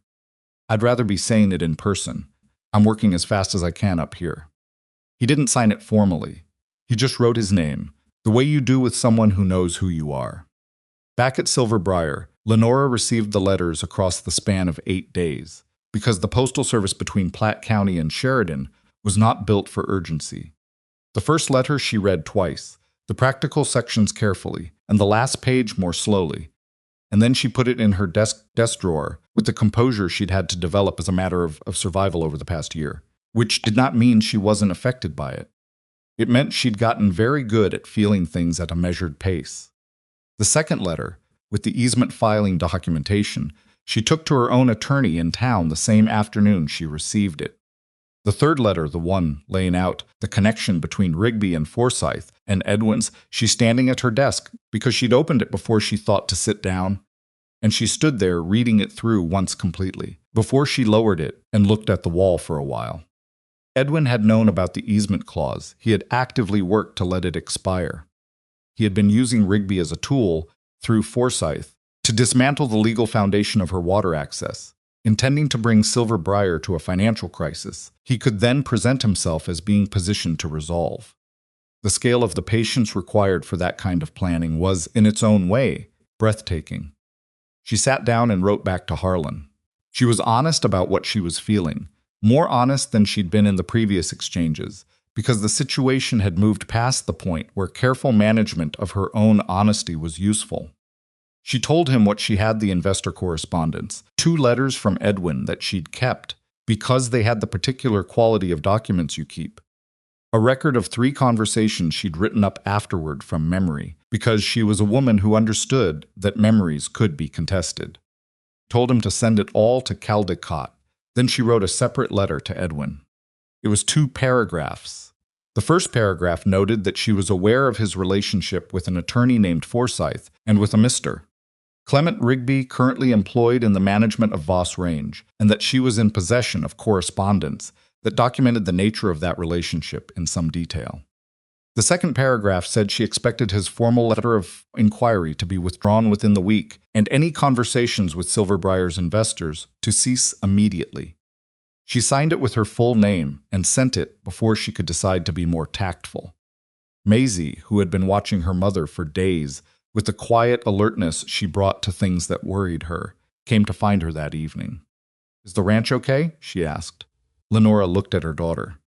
9 years old, standing in the doorway, with her arms crossed, trying to look like she was just asking a casual question. "The ranch is fine," Lenora said. "Some complicated business to sort out. Harlan is helping sort it out." Maisie's expression didn't change exactly, but something behind it did. "When is he coming back?" He said 2 or 3 weeks. "He's been gone 9 days. Maisie absorbed this. "Caleb checks the gate every morning," she said. "In case he comes early." "I know." Maisie stood there for a moment, her arms still crossed, working through something. "He's not like the others," she said finally. "The tutors and the foreman and all of them. He's not here because it's a job." "No," Lenora agreed carefully. "I don't think he is." "Then why'd he leave?" "Because he's fixing something important. And then he's coming back." She looked at her daughter. "I'd trust that if I were you." Maisie's eyes were very direct, the way they always were when she was measuring something against a standard. "You trust him," she said. "Yes," Lenora said simply. "I do." Maisie uncrossed her arms. She stood there one more moment, then nodded, as though a question she'd been holding had been answered to a sufficient degree, and went back down the hall. Lenora sat with that conversation for a long time afterward. Edwin's response to her letter arrived 4 days later. It was not a withdrawal and it was not a concession. It was a carefully structured threat dressed in the language of concern, suggesting that Lenora appeared to be operating under certain misapprehensions, that any document she believed to be relevant could be discussed through proper legal channels, and that her association with a man of uncertain background and undisclosed interests might itself raise questions about her judgment in managing Silver Briar. She expected this. It was Edwin's version of buying time. She sent his letter to Caldecott. Caldecott, she was beginning to appreciate, was thorough. He had already been in contact with her own attorney and had spent the better part of 2 days building the picture from both ends. What Rigby's correspondence showed from the Voss Range side, what Lenora's documentation showed from the Silver Briar side.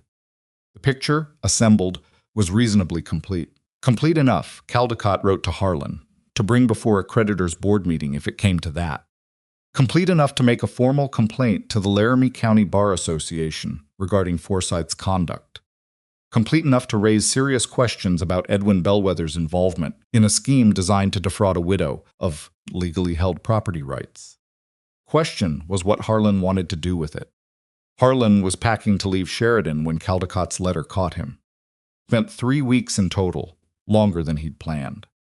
He'd terminated Rigby's management contract and put Galt on a strict probationary arrangement with a new oversight structure. He'd voided the inflated grazing contracts and written personally to the three families involved. He'd filed the easement renewal and had the confirmation in hand. He'd also done something he hadn't planned to do and hadn't told Lenora about yet. He'd gone to Voss Range itself. It was a 2-day ride from Sheridan, and he'd made it in the 3rd week of his stay, leaving before dawn and arriving in the late afternoon of the following day. He stood at the gate of the property he'd last seen 3 years ago and looked at it for a while before he rode in. The house was larger than memory had kept it, 3 stories of native stone, with a covered porch that ran the full front face, set on a rise that gave it a view of the valley below where the cattle moved in their slow, permanent drift. His father had built the house to be imposing. It had succeeded. The current skeleton crew of ranch staff met him with a wariness that softened into something else when he identified himself. An older hand named Clements, who'd been with Voss Range since Harlan was a boy, shook his hand and then stood there looking at him with an expression Harlan didn't quite know what to do with. "You look like your mother," Clements said, the way she stood. He stayed 2 days. He walked the property. He sat in the house that felt like a museum of a life he'd grown up in and found he didn't hate it the way he'd expected to. It was a place. His father had made it terrible, and his father was gone, and places outlasted the people who'd made them terrible if you let them.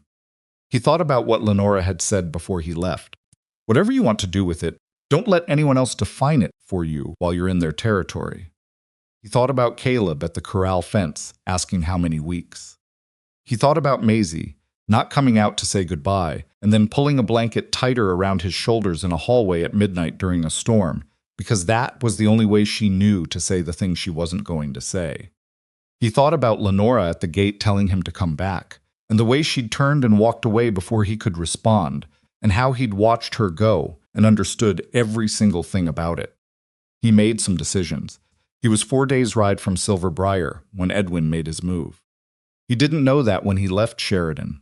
He found out from Lenora's wire, which caught him at a relay station 2 days into the ride, forwarded from the Galt office.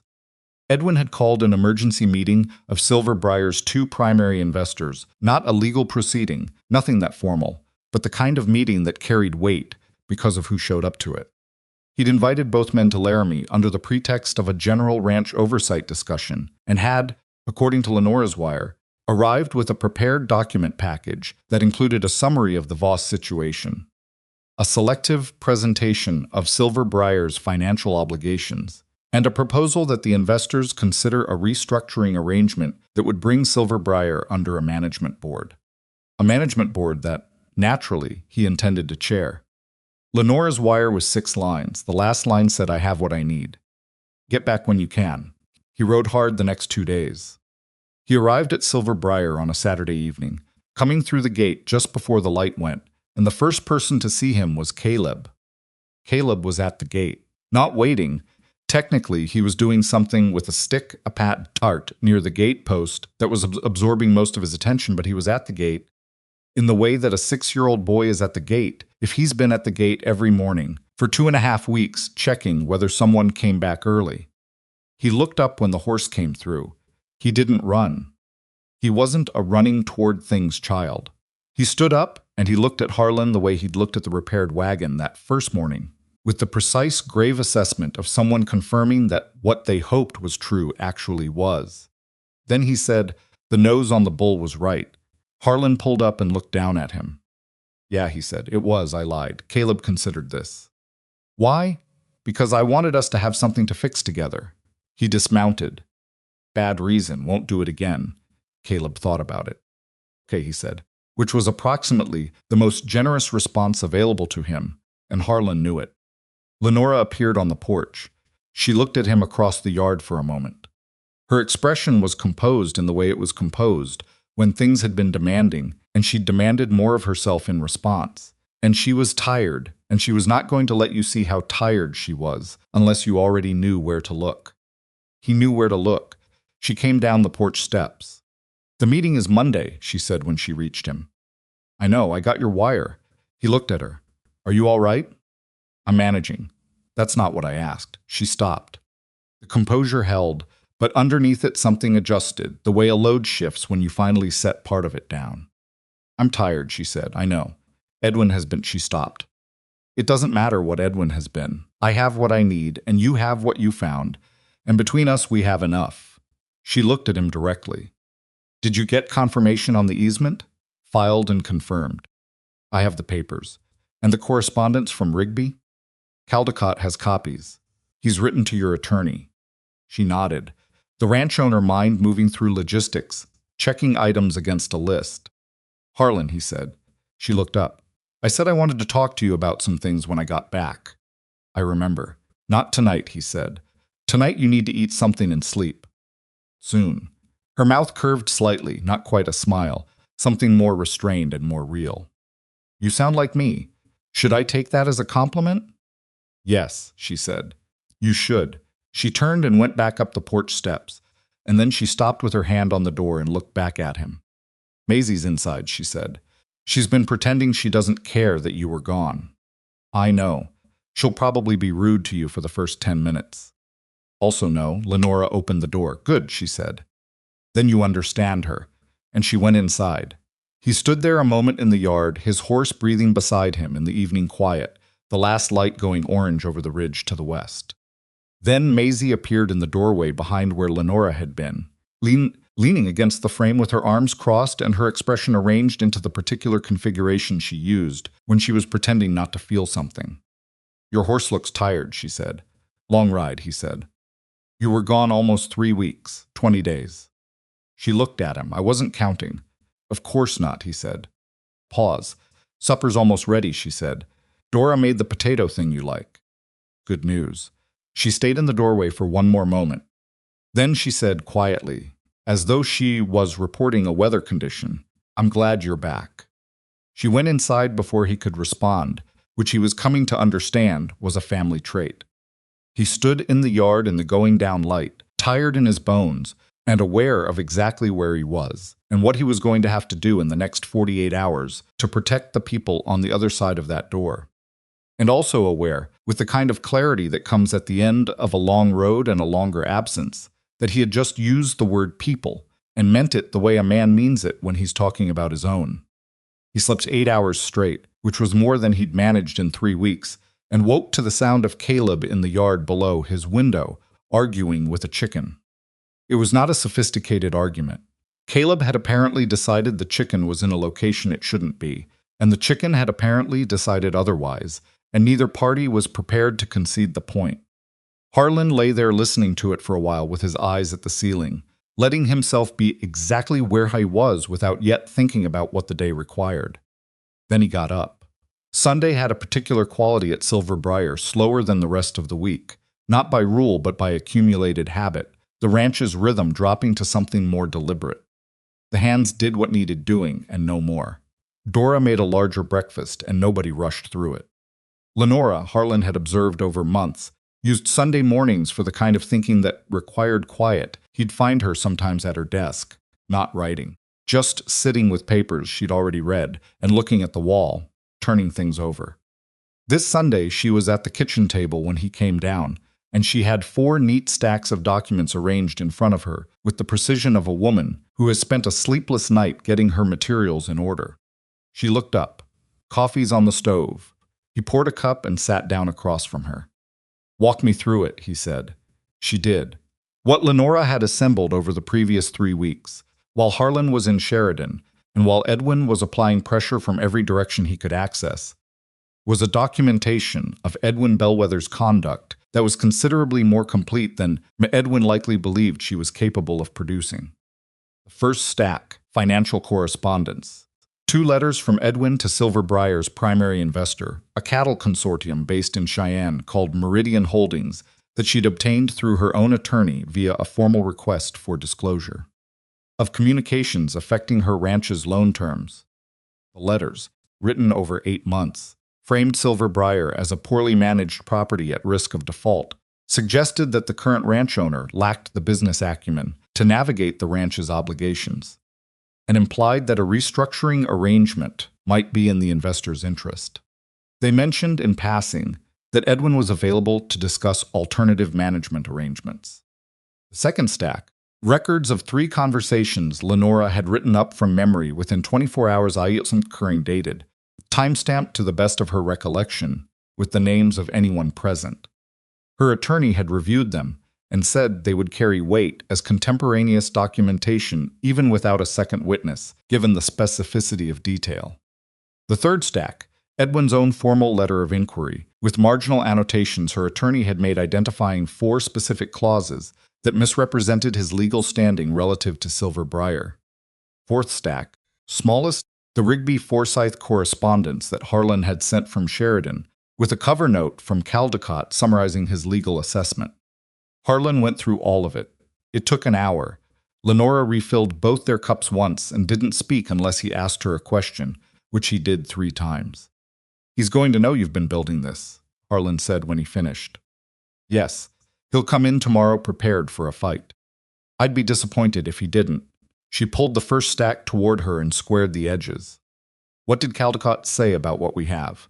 "Enough to make a formal complaint about Forsyth. Enough to put the Rigby situation in front of a judge if we want to go that direction." He paused. "Enough to present at the investors' meeting and let them draw their own conclusions about who's actually been mismanaging Silver Briar's interests." Lenora nodded slowly. "Edwin will say the Rigby connection is circumstantial," she said. "That he didn't direct it. That Forsyth acts independently." "Probably. And the investors will be inclined to believe him, because he's been cultivating them for months, and I've been—" She stopped. "Managing my ranch." "You've also been managing your ranch better than he could," Harlan said. "The numbers show that. Silver Briar is profitable. The loans aren't in arrears. The only actual threat to this ranch's financial stability was the easement lapse, and that's been filed." "I know that. You know that." She looked at him. "Tomorrow's question is whether Meridian Holdings knows that, or whether they walk in having already decided Edwin's version is correct." Quiet for a moment. "What would change it?" he said.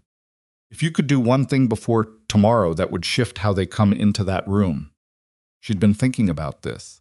He could tell by the way she answered, not hesitating, not constructing, just delivering what she'd already worked out. "If they understood the easement situation fully," she said. "Not just that it's been resolved, but what it was and how it happened. That someone with access to Voss Range's management deliberately allowed it to approach expiration as part of a coordinated effort to damage Silver Briar. That it was not incompetence or oversight. It was a plan." She met his eyes. "If they understood that Edwin was behind a plan, not expressing concerns, not offering opinions, but actively engineering a financial crisis, that's a different conversation. Caldecott's summary covers it. A lawyer's summary read in a packet is different from hearing it stated plainly by the man who found the documents." She paused. "If you were willing to be in that room tomorrow, and willing to lay it out yourselves." "I'll be there," he said. Before she finished, she stopped. "You didn't have to think about that," she said. "No," he agreed. She looked at him across the stacks of documents, and there was something in her expressions that was beyond assessment and beyond gratitude and not quite ready to be named. But it was there between them, as plainly as the coffee cups and the papers and the morning light. "I need to tell you something else," Harlan said. "All right." "When I was at Voss Range," he turned his cup in his hands. "I've been thinking about what to do with it. I think I know now." "What did you decide?" "I'm going to run it," he said. "Not from there. I'll put a good manager in place, an actual good one, and I'll make the decisions, but I won't live at the ranch house." He paused. "The families on the Western Reach get their original lease terms back permanently, written into deeds this time so nobody can change it later. The workers' wages get restructured. There's a doctor in Sheridan who'll work a circuit for the right arrangement. I'm going to make that arrangement." He stopped. "I'm not going to become my father. I've been afraid of that for 3 years. I think I've figured out that the fear itself is the thing that keeps it from happening." She was listening with her full attention. "And I'm not going to walk away from it again," he said. "That was a different kind of wrong. You can't fix what you abandon." "No," she said quietly. "You can't. The easement gets renewed on the same terms as every neighboring property. No gifts, no leverage. A fair rate." He looked at her directly. "I want Silver Briar to stand on its own. I want that for you. Not because of how I feel about you, which I'll say plainly and separately, but because that's what's right and because you've earned it." Kitchen was quiet. "How you feel about me," she said. separately from all of it. He held her gaze. I think you know. I do, she said. I've known for a while, and? She looked at her hands for a moment, the hands of a woman who had run a ranch through a death and a year of grief and a complicated situation that would have undone most people, and who had done it imperfectly and stubbornly and without asking for more help than she could manage. Ask me again, she said, after tomorrow, when it's settled and Edwin is dealt with and it's not tangled up with everything else. Fair enough, he said. She stood and gathered her document stacks with brisk efficiency, because Lenora Bellwether had never once let a significant personal moment extend beyond what it needed to be. I'm going to review these again this afternoon, she said. You should rest. I'm fine. You rode hard for 2 days. Rest. She paused at the kitchen doorway, and Harlan. Yeah, what you just said. About running it differently. About the families. She looked back at him. Your mother would have recognized you in that. She went down the hall. He sat with his coffee and the empty table in the morning, and he let himself feel what that meant without doing anything about it. The Laramie meeting room where Edwin had organized his investors' gathering was a private dining room at the Cattleman's Hotel, a space that announced, through its furnishings and its address, that the people who used it considered themselves the kind of people who used such rooms. Edwin had chosen it deliberately, neutral ground with a specific kind of gravity. He had not expected Harlan to walk in. Lenora arrived first, which was intentional, so that she was already seated when Edwin came in with the 2 Meridian Holdings representatives, older men, cattle money, careful faces of people who manage significant assets and have learned to keep their reactions behind glass. Edwin stopped when he saw Harlan beside Lenora, just for a moment. Then he recovered and came to his seat. I wasn't aware this was an open meeting, he said pleasantly. It's my meeting, Lenora said. I decide who attends. You weren't the one who called it. No, but it concerns my ranch, and so I've taken the liberty of making it mine. She looked at the Meridian men. The older one was named Hatch, the younger Alvarez. Gentlemen, thank you for coming. I'd like to start, if you don't mind. She laid it out cleanly. Not emotionally, she'd made a decision about that, had told Harlan the previous night that she wasn't going to perform distress for the room because she didn't feel distress. She felt anger. And anger in a woman in a business meeting would be turned against her. So she presented facts. Silver Briar's financial position, current and accurate. The loan status. The operational history of the past 14 months. The numbers, which were good. Then the easement situation. She explained the renewal clause, the timeline, the proximity to the deadline when it was discovered. She explained that the filing had since been completed and confirmed. Then she turned to Harlan. He laid out what he'd found at Voss Range, and he was as direct as she'd been and as unemotional, because he'd made the same calculation she had about what the room required. He explained Rigby's role, Forsyth's correspondence, the nature of what the letters documented. He put copies of the 4 letters on the table. Hatch picked one up. Read it, passed it to Alvarez. Edwin had been waiting for his moment, and he took it. I've never met this Rigby, he said. I have a professional relationship with Forsyth, as anyone in my position would. Whatever Forsyth chose to do in his other client work is not something I directed or had knowledge of. He spread his hands. I came to this meeting because I have a genuine concern for Silver Briar's future, a concern rooted in my brother's memory and in the protection of interests that Meridian Holdings and I share. What I see instead is an attempt to deflect from the actual question of whether this ranch is being managed appropriately. It was well delivered. Edwin was good at this.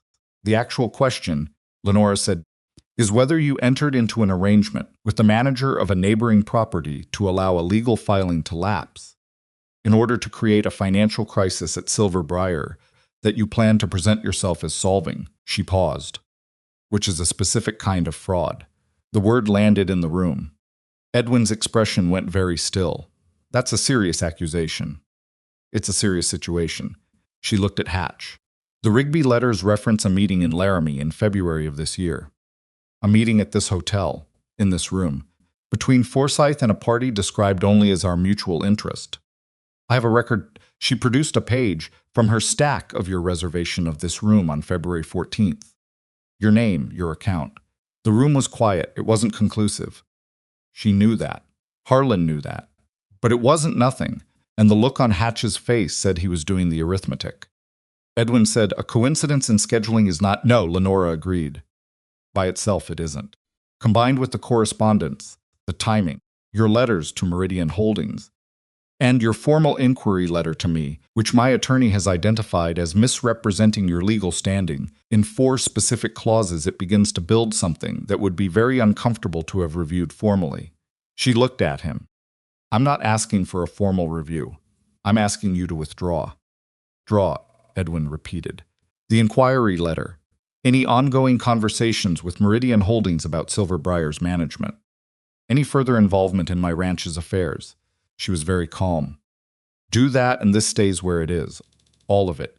It was a clean line. She'd drawn it the previous night, sitting at her desk after Harlan had gone to his room, and she'd been certain about it then, and she was certain about it now. She didn't want to destroy Edwin. She wanted him out of her ranch's life permanently, with enough understanding of what she held that he'd know the cost of coming back. Edwin looked at the document stack in front of her. He looked at the 2 Meridian men whose faces were giving him nothing. He looked at Harlan, who was looking back at him with an expression that communicated exactly one thing: this isn't going to move. Then he looked at Lenora. She had, he realized, at some point in the past year, become someone he had badly miscalculated. He had looked at her situation widowed, financially exposed, socially vulnerable in the particular way of women in Wyoming in 1882, and he had seen an opportunity. He had not adequately accounted for the woman herself. He gathered his papers. "I'll have Forsyth contact your attorney," he said. "About the inquiry letter." "Thank you," Lenora said. Stood, straightened his jacket. Whatever Edwin Bellwether was feeling in that moment, he was not going to display it in a hotel meeting room, and Lenora gave him that, because she had gotten what she came for. He left without speaking to Harlan. After he was gone, Alvarez leaned forward slightly. He was the younger of the 2 Meridian men, and had said almost nothing during the entire meeting. "Mrs. Bellwether," he said, "we were given a fairly particular picture of this ranch's situation before today. I'd like to suggest that we schedule a direct review of Silver Briar's actual financials in the next few weeks on our end, starting from your numbers rather than anyone else's." "I'd welcome that," Lenora said. Hatch nodded beside him, the considered nod of a man recalibrating. They wrapped up briefly and cordially, and then the Meridian men were gone, and it was just Lenora and Harlan in the private dining room of the Cattleman's Hotel, with the afternoon light coming through the tall windows, and the document stacks still spread across the table. Lenora sat back in her chair. The composure was still intact, but just barely, the way something is intact when it's been held under considerable pressure for a sustained period, and the pressure has just been released. Her hands, flat on the table in front of her, were not quite steady. "You all right?" Harlan asked. "Yes," a pause. "No." "Somewhere between." That was well done. "I wanted to say considerably more to him than I said." "I know. Not saying it was the right call. I know it was." She looked at the table. "I've been thinking about Edwin for a long time. What he is. Why he is it." She was quiet a moment. "His brother built something real, and Edwin has spent his whole life adjacent to it. Never the one who built it. That does things to a person." She looked up. "I'm not excusing it. I know you're not. I'm trying to understand it. There's a difference." He looked at her, at this woman, who had just systematically dismantled a man's 3-year campaign against her, and whose first instinct afterward was to try to understand what made him what he was. "You're a good person," he said. "That's not a small thing." She looked at him with an expression that was a fraction away from something softer than what she usually permitted herself. "Don't make me sentimental in a hotel dining room, Harlan." "All right," he said, which almost made her smile. They gathered the documents and left. The drive back to Silver Briar was 2 hours, and they covered the first hour in the comfortable silence they'd developed, not empty, not avoidant, just 2 people thinking in parallel without needing to narrate it. Then Lenora said, "You said separately." He looked at her. "This morning. You said the easement situation was separate from how you feel about me." She was looking at the road ahead. "You said you'd say it plainly and separately." "I did say that." "This seems like a reasonable time." He was quiet for a moment. Not constructing, he knew what he was going to say. Making sure it came out the way he meant it. I came to Silver Briar looking for work, he said. I wasn't looking for anything else. I didn't plan for any of it. He paused. I don't think you did either. No, she agreed. What I know is that over the past 7 months, your ranch has started to feel like somewhere I want to be, rather than somewhere I'm passing through. Your children. He stopped, started again. Maisie and Caleb are people I think about. In the way you think about people who matter to you. He kept his eyes on the road. And you are someone I respect more than anyone I've met in a long time, and someone I'd like to continue knowing for as long as you'll allow it, in whatever arrangement makes sense to you. That's what I want to say plainly. She was quiet. That was plain, she said finally. I figured plain was what you'd want. It is. She was still looking at the road. I should tell you something. Go ahead. When Edwin first warned me about you, I almost let him be right. Not because I believed him, but because she paused. It was easier to manage the situation if I kept it managed. If I stayed the employer and you stayed the employee and nothing complicated happened. I know. I spent about 6 weeks trying to keep it that way. I know that too. She finally looked at him. And then Caleb went out in the storm and you rode into floodwater and came back with my son. And I sat in that hallway afterward and understood that I had missed the window for keeping things uncomplicated. She paused. That is my plain version. I'll take it, he said. She looked back at the road. A moment passed. When we get back, she said, there are things to discuss. Practical things. About what any of this means for the ranch, for the children, for... She gestured slightly. All of it. Yes. Those conversations are going to be complicated. Probably. I want to have them before anything else moves forward. She was firm about this. I need to know what we're doing and why, not just what we feel. Agreed, he said. Completely, she nodded. The matter in her mind was organized. Process was established. This was how Lenora moved through things. The last stretch of road before Silver Briar ran beside a low ridge, and in the late afternoon, light came off it, in long strips across the grass. The kind of light that made everything it touched look like something worth keeping. Harlan noticed it and didn't say anything about it, because some things are better left as observations rather than comments. They arrived to find Maisie and Caleb in the yard, both of them in the middle of something with a rope and 2 fence posts that appeared to be a construction project of unclear purpose. Caleb looked up at the sound of the wagon. Did you win? He asked. Lenora blinked. Win what? The meeting. He said it with calm confidence, as though the concept of his mother attending a meeting and winning it was a straightforward factual category. Maisie said you were going to win the meeting. Lenora looked at Maisie. Maisie shrugged, not looking up from the rope. I said she would probably win. I didn't say definitely. She won, Harlan said. Caleb nodded, satisfied. Good. He went back to the rope project. Maisie glanced up at Harlan. Her expression was studying him in that way she had, reading something in his posture or his face, or some combination of things she'd learned to read over months. Everything okay? She asked. Everything's okay, he said. She looked at him for one more second, checking. Then she went back to her rope. Lenora stood beside the wagon a moment before going inside, and Harlan stood near her, and the evening was coming in over the ridge in the usual way, the sky going from blue to something deeper, cattle in the south pasture settling into their end-of-day patterns, Silver Briar organizing itself into night the way it did. Those conversations we need to have, Lenora said quietly. Yeah, I think I want to start them soon. Not tonight. Soon. Whenever you're ready. She looked at the yard, at her children and their rope project, at the barn where Chester was probably standing with his enormous patient face, waiting to be fed, at the house where she had lived, for 9 years as someone's wife, and for 14 months as herself. I've been ready for a while, she said more quietly still. I was just being careful. Nothing wrong with careful. No. She glanced at him. But there's a point where careful becomes an excuse.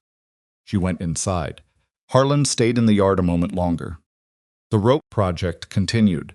Caleb was explaining something to Maisie with considerable authority, and Maisie was listening while appearing not to listen, which was how she operated when she actually agreed with someone.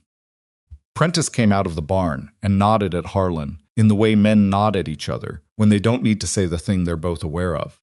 Good to have you back, Prentice said. Good to be back, Harlan said. and meant it in the complete way, not just back to the ranch, not just back from Sheridan, back to the specific collection of people, and the specific piece of land, and the specific life that over 7 months had rearranged itself around him, without his quite noticing it happening until he was standing inside it. He went to help Caleb with the rope.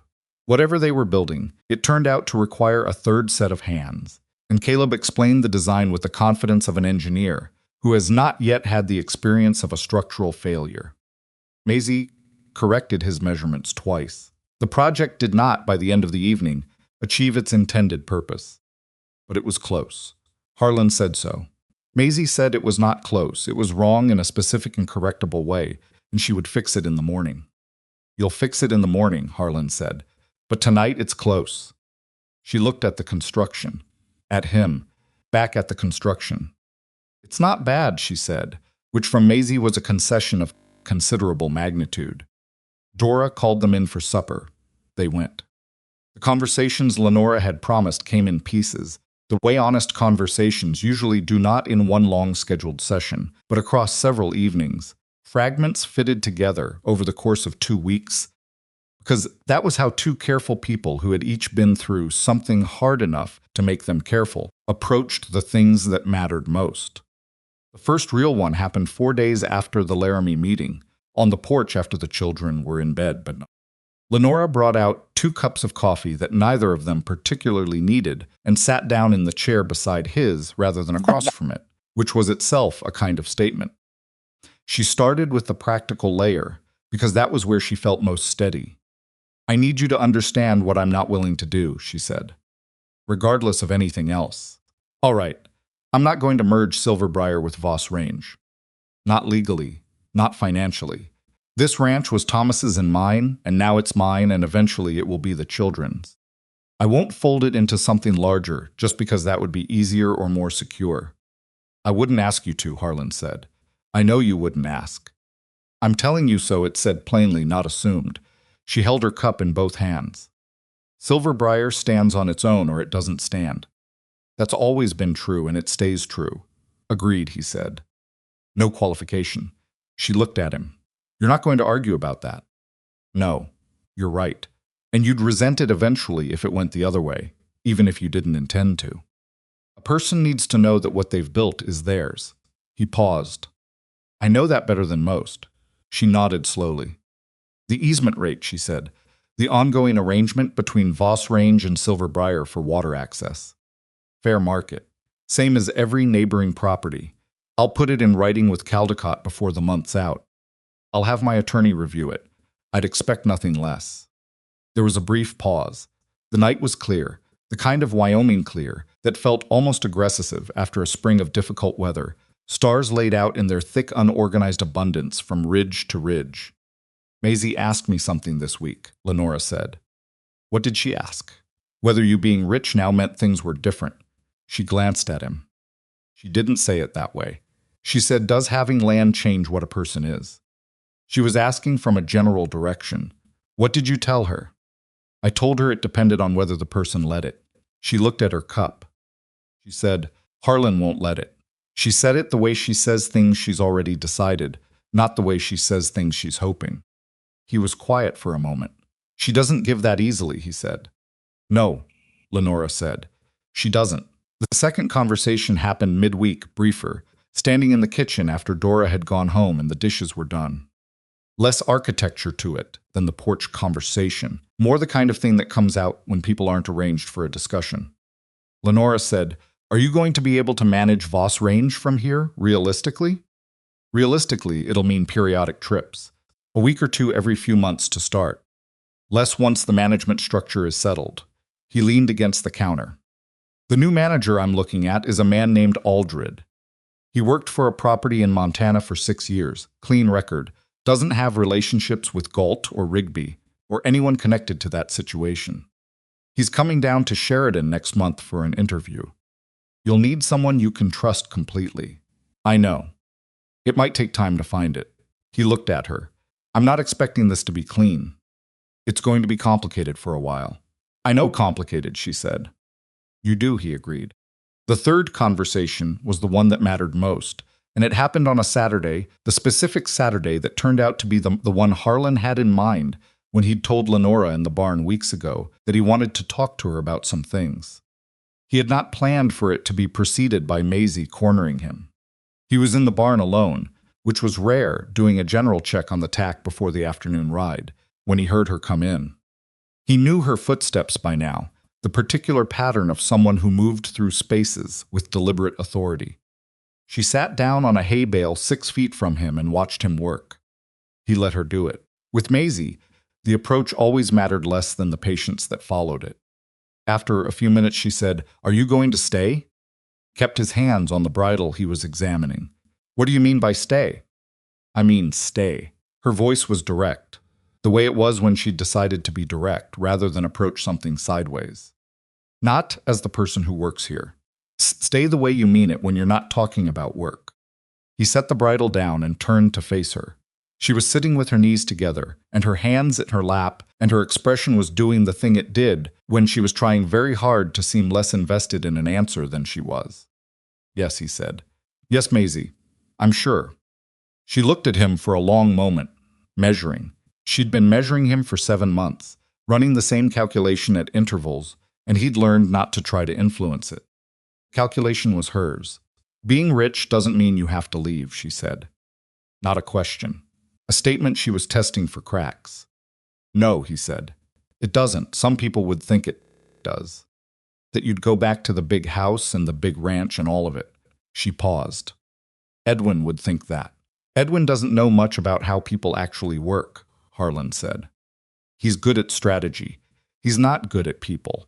Maisie considered this with the seriousness she brought to accurate assessments. "True," she said. "He always talked to Mama like she was a problem he was solving." "Yeah, you don't do that, no." She sat there another moment. Then she said, more quietly than her usual register, "Caleb thinks you already decided to stay. He says he can tell." "Caleb's right," Harlan said. "He's 6. He's not usually right about complicated things. He's right about this one." Maisie looked at her hands. Something moved across her face, not the controlled assessment expression. Something younger and less managed, the thing underneath the thing. "If you stay," she said, "and something happens if it changes." Maisie. She stopped. "I know what you're asking," he said. "You're asking whether I'm going to leave the way your father left. Not by choosing to, by something taking him." He met her eyes. "Can't promise nothing will happen. Nobody can promise that. What I can tell you is that I'm not going anywhere I don't have to go, and where I have to go, I'll come back from. You've seen me come back." She had seen him come back. From the flood and from Sheridan, and the specific quality of his return each time not triumphant, just present, just there, as though being there was the whole point, had registered somewhere in her calculation. She nodded, once definitive. Then she stood up, straightened her skirt with the businesslike efficiency she'd inherited directly from her mother, and said, "The nose on the bull really was fine." "I know," he said. "I told him." "Good." She walked out of the barn. Stood there a moment in the quiet. Then he went to find Lenora. She was at the corral, watching Chester move through the space in the aimless, contented way of a horse that has no particular agenda. She heard him coming and didn't turn around. "Maisie talked to you?" she asked. "Just now. She told me she was going to." Lenora kept her eyes on Chester. "I told her it wasn't her business. She told me it absolutely was." "She's not wrong." "No, she's not." She finally turned to look at him, and her expression was open in a way it hadn't been during their porch conversation or their kitchen conversation, less organized, less managed. The way a person looks when they've decided that managing themselves is costing more than it's worth. He said, "I want to marry you." No preamble, no construction around it. The most direct sentence available. She looked at him. "Not because of Silver Briar," he said. "Not because of Voss Range or what makes sense financially or what stabilizes anything.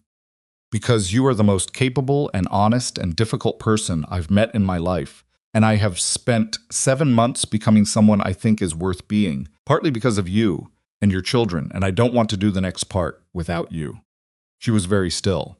"That's my plain version," he said. Her mouth curved, just slightly. "I told you not to use that against me." "I didn't agree to that." She turned back to Chester. He waited. He'd learned to wait. You know what I was thinking about last week, she said. During the Meridian meeting, when Edwin walked out. Right after. What? I was thinking that Thomas would have handled it differently. Not worse, necessarily differently. He was better in rooms than I am. People liked him immediately. She paused. And then I thought, but I didn't need Thomas in that room. I had what I needed, and I knew what I was doing. She was quiet for a moment. It was the first time in 14 months that I've thought about him, and felt not sad exactly. More like I understood something, that his chapter of this place is finished, and mine isn't. That they're separate stories, and both of them are real. She glanced at him. I don't know if that makes sense. It makes complete sense, he said. I loved him, she said, clearly, for a long time. And he's gone, and I'm here, and there's more of the story. She turned fully to face him. That's not a small thing to understand. It took a while. I know. She looked at him directly, without the managed quality, without the assessment, just at him. Yes, she said. He waited in case there was more. That's it, she said. Yes. He didn't move to close the distance between them, and she didn't either. And neither of them felt the need to, because the thing had been said, and it was enough for right now. Standing at the corral on a Saturday afternoon, with Chester watching them, with his enormous, unbothered face. The children, she said. Maisie knows, or suspects. She's about the same thing. He paused. Caleb.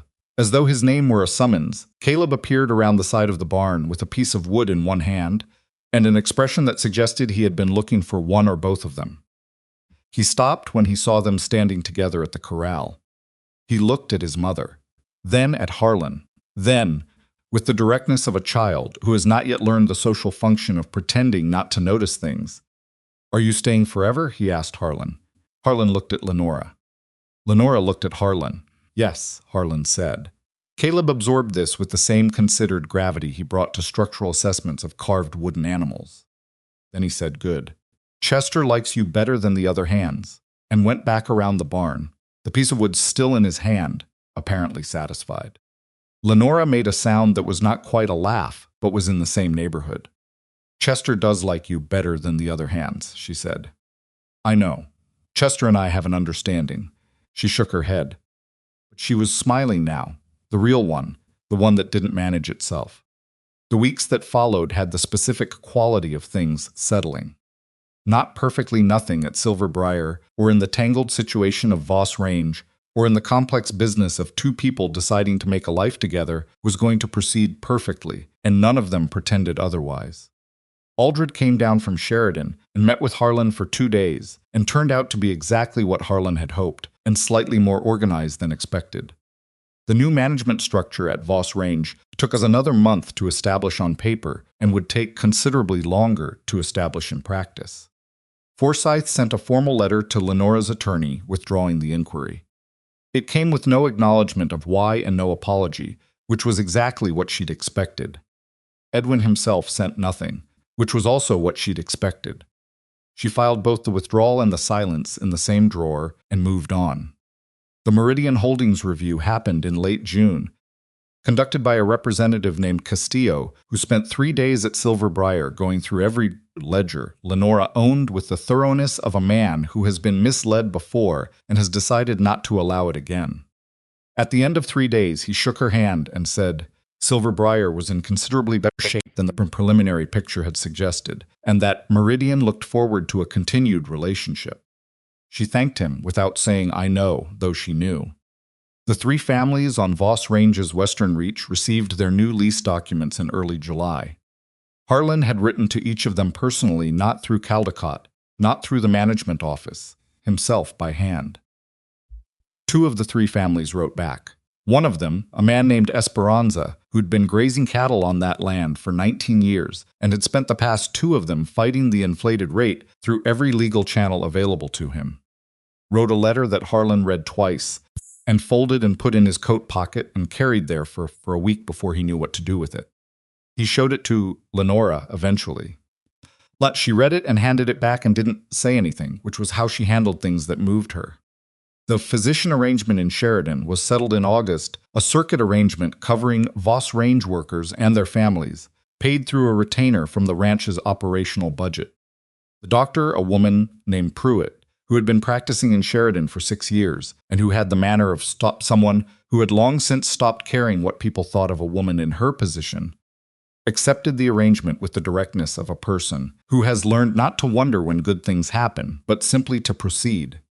Harlan told Lenora about Pruitt at supper, and Maisie, who had been listening to adult conversations at the table since approximately birth, said, "A woman doctor?" "Yes," Harlan said. Maisie looked at her mother.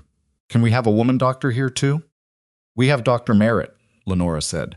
"Dr. Merritt is old, and he smells like a horse." Maisie, "He does."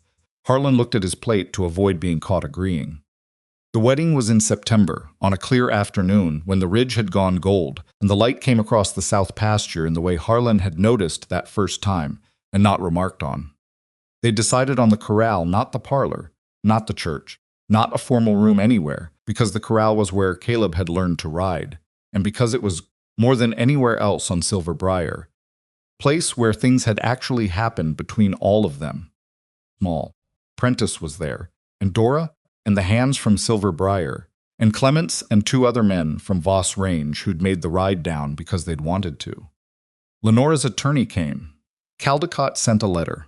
Maisie stood beside her mother in a dress she'd agreed to wear under negotiated conditions that included being allowed to wear her working boots underneath it, which Lenora had accepted without argument because there were battles, and there were battles. Caleb stood beside Harlan in his best shirt, with his hair combed in the specific direction Dora had insisted on, which had not entirely survived contact with the morning's activities, but was close enough. The ceremony was short. Lenora had written what she wanted to say, and she said it, that she had not expected any of this, that she had spent the first part of her life building something, and the second part protecting it, and she was learning, slowly, that there was a third part she hadn't accounted for, and that she was glad she hadn't managed it away before she understood what it was. Harlan had not written anything down. He said, "I came here with almost nothing, and I leave here with everything I didn't know to want, and I will not take that for granted for the rest of my life." Caleb, standing beside him, nodded solemnly, as though confirming the record. Maisie did not cry. She held her mother's hand during the ceremony and looked at Harlan with the expression she reserved for things she decided were correct, the assessment-complete face, and just once she let herself be something other than composed, for about 3 seconds, before she put it back. He saw it, he didn't remark on it. Chester stood at the corral fence through the entire ceremony with his nose over the rail, watching the proceedings with the interest of an animal who likes company and doesn't particularly care about the reason for it. Afterward, when the food was out and the hands were talking and Caleb was demonstrating something incomprehensible to Clements with a piece of rope, Maisie found Harlan at the edge of the gathering. Stood beside him. They watched the yard together for a moment. "You're not the same as when you came," she said. He considered this. "No, I don't think I am. You were okay before," she said. "But you're better now." He looked at her. "So are you." She didn't deny it. That was new. A few months ago she would have deflected, would have made it into something smaller.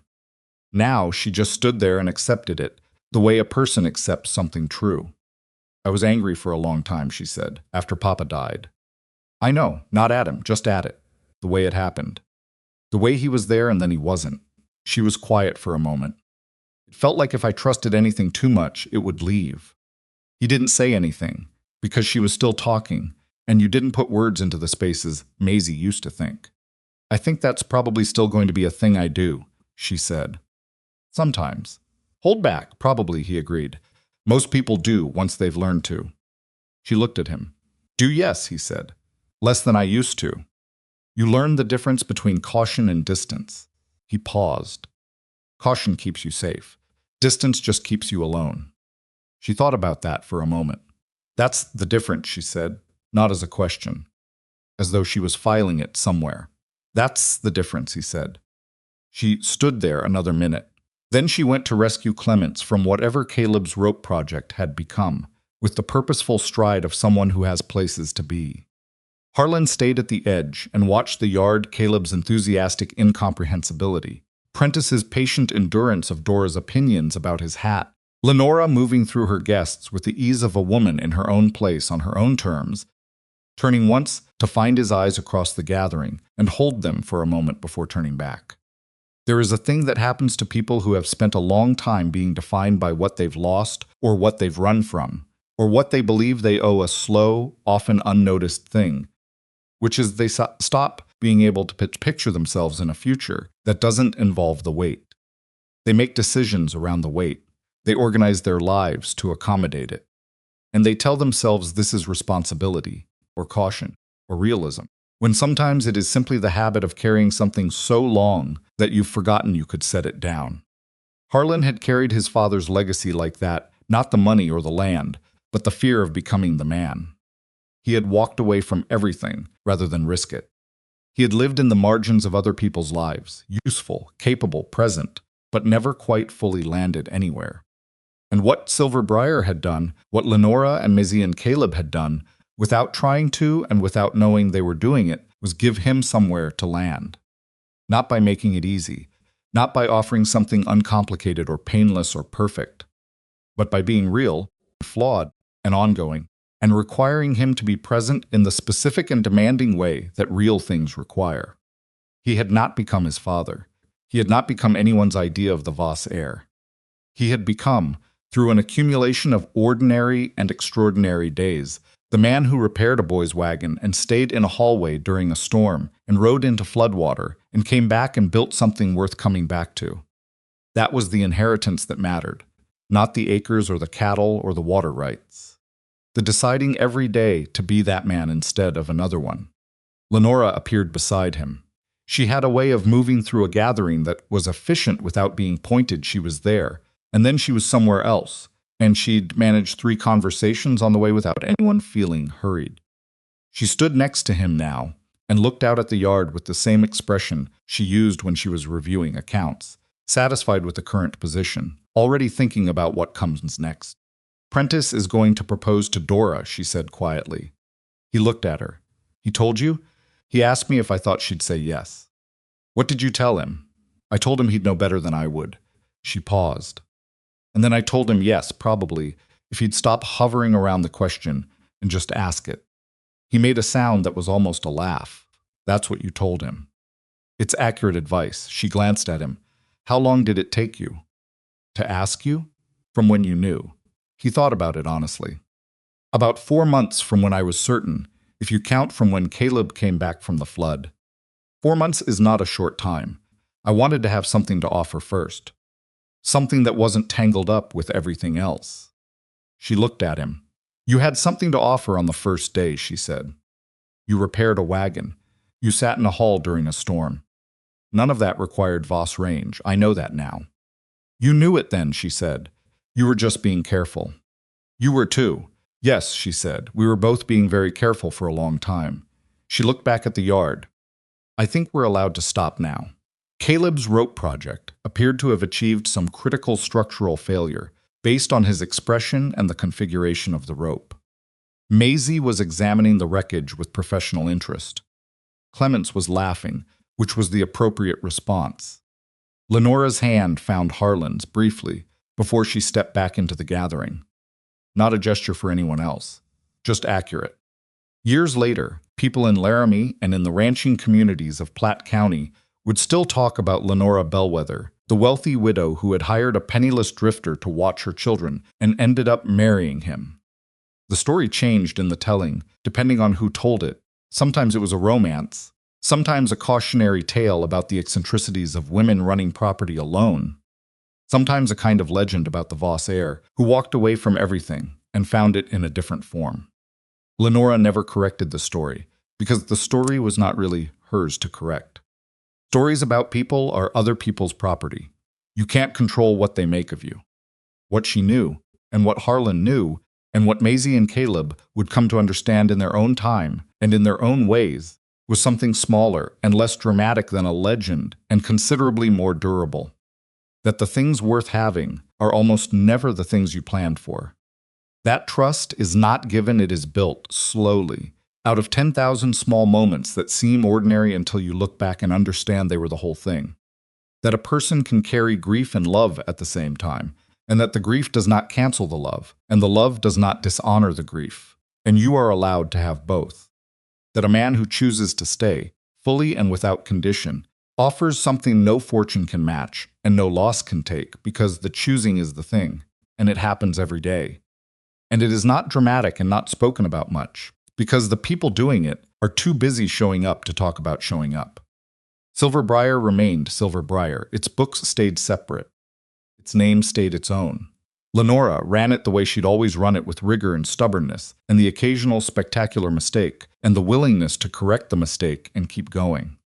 Harlan ran Voss Range from a distance, and up close when needed, and not the way his father had run it. Esperanza's cattle grazed the western reach. Dr. Pruitt made her circuit. Aldred managed without drama, which was the highest compliment available to a manager. Caleb grew up to be a man who was quiet in the considered way his father had been, and who understood cattle with the instinct of someone who had spent his childhood being taught to pay attention to what animals told you about themselves. He also grew up knowing, in the cellular way of things learned young, that the people who mattered would come back. That was Harlan's doing, and it was not a small thing. Maisie grew up to be several things, most of them formidable. She had her mother's mind for systems and her own hard-won capacity for trust, which she gave carefully and completely when she gave it. She never entirely lost the habit of measuring people before she let them matter to her. She decided, eventually, that this was not a flaw to be corrected but a tool to be used with judgment, and that there was a difference between caution and distance, and she knew which one she was choosing. Harlan lived to be old at Silver Briar, which was not where he'd expected to end up and was exactly where he belonged. He learned, over years, that belonging is not a place and not a circumstance, but a decision you make and keep making, and that the keeping is the part nobody talks about enough. Lenora lived to be older than she'd expected, which she considered a practical outcome of having too much to do to stop. She never stopped having too much to do. This was by design. Some mornings, when the light came off the ridge in the particular way it had, she stood on the porch and looked at the yard and thought about Thomas. And it felt like it felt when you think about someone you loved who is no longer here but who was real, and whose being real mattered, and who would be glad for you if they could see you. She thought he would have been glad.